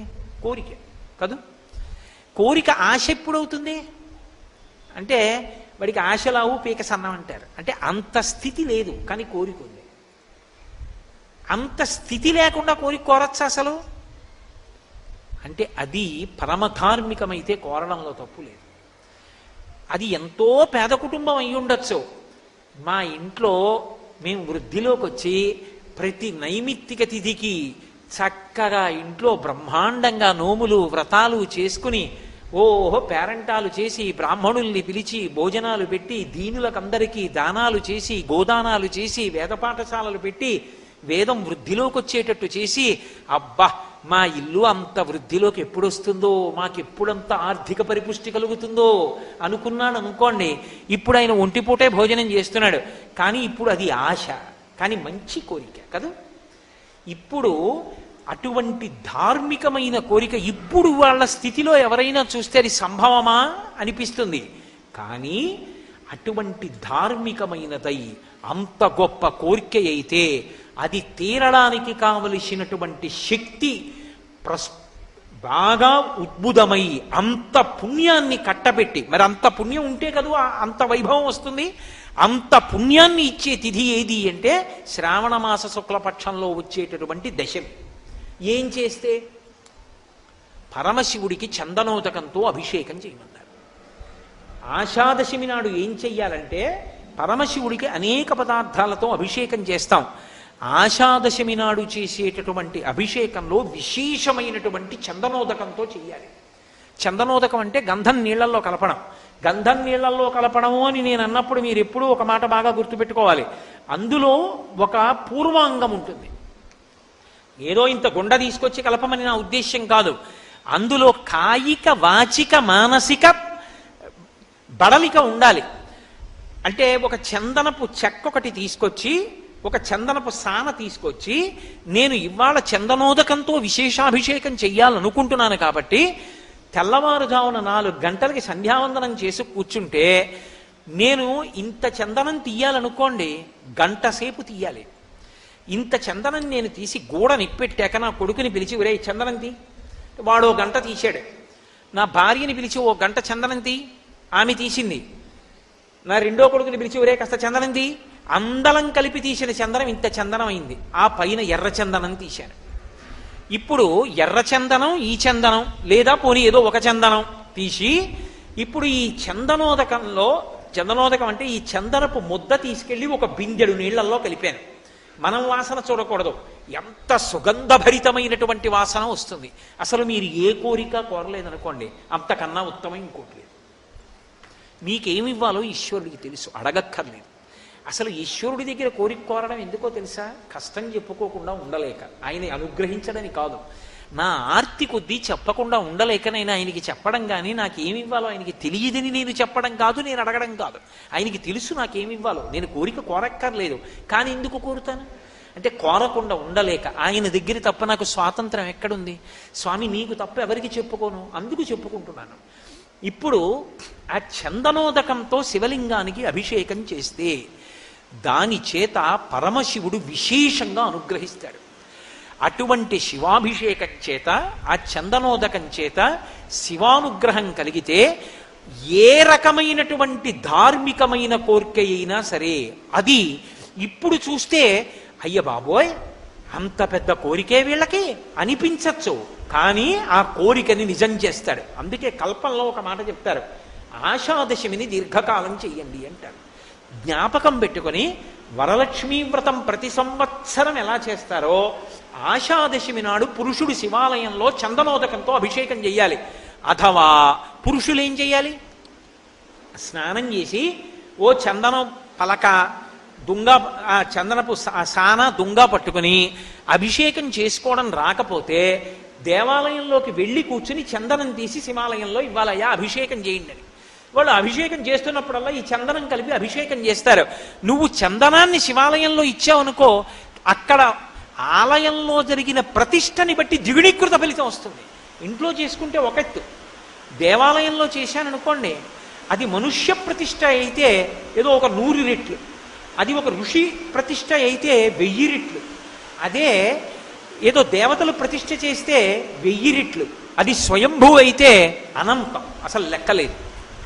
కాబట్టి చాలా తేలికగా జీవితంలో తరించి లక్ష్మీ కటాక్షాన్ని కల్పించగలిగినటువంటి పూజలన్నీ కూడా శ్రావణ మాసంలోనే నడుస్తాయి. మీరు ఒక విషయం బాగా గమనించాలి, శివ పూజ లక్ష్మి యొక్క అనుగ్రహమునకు కారణము. పరాశర భట్టర్లు శ్రీగుణరత్న కోశం చేస్తూ ఒక మాట అంటారు, శ్రియశ్రీహి తవచ హృద్యాం భగవతీం శ్రియం తత్యో పృచ్ఛై వయమిహ ప్రణామః శృణుతరాం దృశౌతే భూయాస్తాం సుఖతరలతారే శ్రవణతః పునః హర్షోత్కర్షాః స్ఫుటతు భుజయోః కంచుకశతం అంటారు. లక్ష్మీదేవి యొక్క వైభవం చెప్తుంటేట విష్ణువు పొంగిపోతాట, అబ్బా మా ఆవిడ గొప్పతనం ఇలా ఉంటుందని. ఇలా ఇలా పొంగిపోతే ఇలా ఇలా గుండెలు పెరిగిపోయి ఆయన కట్టుకున్నటువంటి 100 కవచాలు పిట్లిపోతాయిట. పిట్లిపోయి కింద పడిపోయాక చూసుకుంటాట, ఓహో మా ఆవిడ్ని పొగిడితే ఇంత పొంగిపోయానా అనుకుంటాట. లక్ష్మీదేవి యొక్క వైభవం చెప్పేటప్పటికి నీలమేఘశ్యాముడు కదూ పర్జన్య పావనో నలహ, పర్జన్యుడు విష్ణు స్వరూపం. ఎంత సంతోషపడిపోయాడో, ఎక్కడి నుంచో గబగబా వచ్చి ప్రాంగణం అంతా చుట్టి కురిపించేస్తున్నాడు. కాబట్టి అది కూడా ఈశ్వర కృపే, విష్ణువు యొక్క అనుగ్రహం కలిగింది అనడానికి ఇదే తార్కాణం. కాబట్టి ఆషాదశమి నాడు పరమశివలింగానికి చందనోదకంతో అభిషేకం చెయ్యడం లక్ష్మీదేవి యొక్క అనుగ్రహానికి కారణం. మీరు ఎప్పుడైనా ఒక విషయం జ్ఞాపకం పెట్టుకోండి, అపారమైనటువంటి లక్ష్మీ కటాక్షమునకు హేతువైనదేది అంటే శివార్చన. అసలు లక్ష్మీదేవి యొక్క స్థానం ఏది? బిల్వ నిలయాం అని కదా చెప్తాం. బిల్వమునందు ఆవిడ ఉంటుంది. బిల్వము అంటే మారేడు దళం, మారేడు దళంలో ఉంటుంది. మారేడు దళంలో ఆవిడ ఉంది. ఆవిడ మారేడు దళంలోంచి మన ఇంట్లోకి రావాలంటే ఏమవ్వాలి? అది శివలింగం మీద పడాలి. మారేడు దళం ఇలా పట్టుకున్నాను అనుకోండి, లక్ష్మి మారేడు దళంలోనే ఉంటుంది. మారేడు దళం శివలింగం మీద పడింది అనుకోండి, ఈనెలు శివలింగానికి జరిగితే లక్ష్మీ కటాక్షం, బోర్లా పడితే సరస్వతీ కటాక్షం. జ్ఞానం వస్తుంది బోర్లా పడితే, తిరగబడి ఈనెలు తగిలితే లక్ష్మీ కటాక్షం. అందుకే బిల్వ నిలయాం, అది శివ పూజ చేత లక్ష్మీ కటాక్షం వస్తుంది. అందుకే మీరు చూడండి, శివ పూజ చేసేటటువంటి వారు మహదైశ్వర్యవంతులై ఉంటుంటారు. కారణాల్లో అదొకటి. ఎందుచేత అంటే శివ పూజ విపరీతమైనటువంటి ఐశ్వర్యానికి కారణం. క్రమంగా శివభక్తిలో కుదురుకుని నియమంగా శివాభిషేకం చేయడం అలవాటైందనుకోండి, వాడి ఐశ్వర్యానికి అసలు ఏ విధమైనటువంటి హద్దు ఉండదు. అసలు ఐశ్వర్యం అన్న మాటకు అర్థం ఏంటో తెలుసా? తృప్తి. తృప్తిని మించిన ఐశ్వర్యం లేదు. ఎంత ఉన్నా ఏదో లేదన్నవాడు దరిద్రుడేగా, ఏమీ లేకపోయినా నాకేం లేదన్నవాడు ఐశ్వర్యవంతుడేగా. కాబట్టి నా దృష్టిలో పరమైశ్వర్యవంతుడెవరు అంటే గొప్ప తృప్తి కలిగినవాడు. అంటే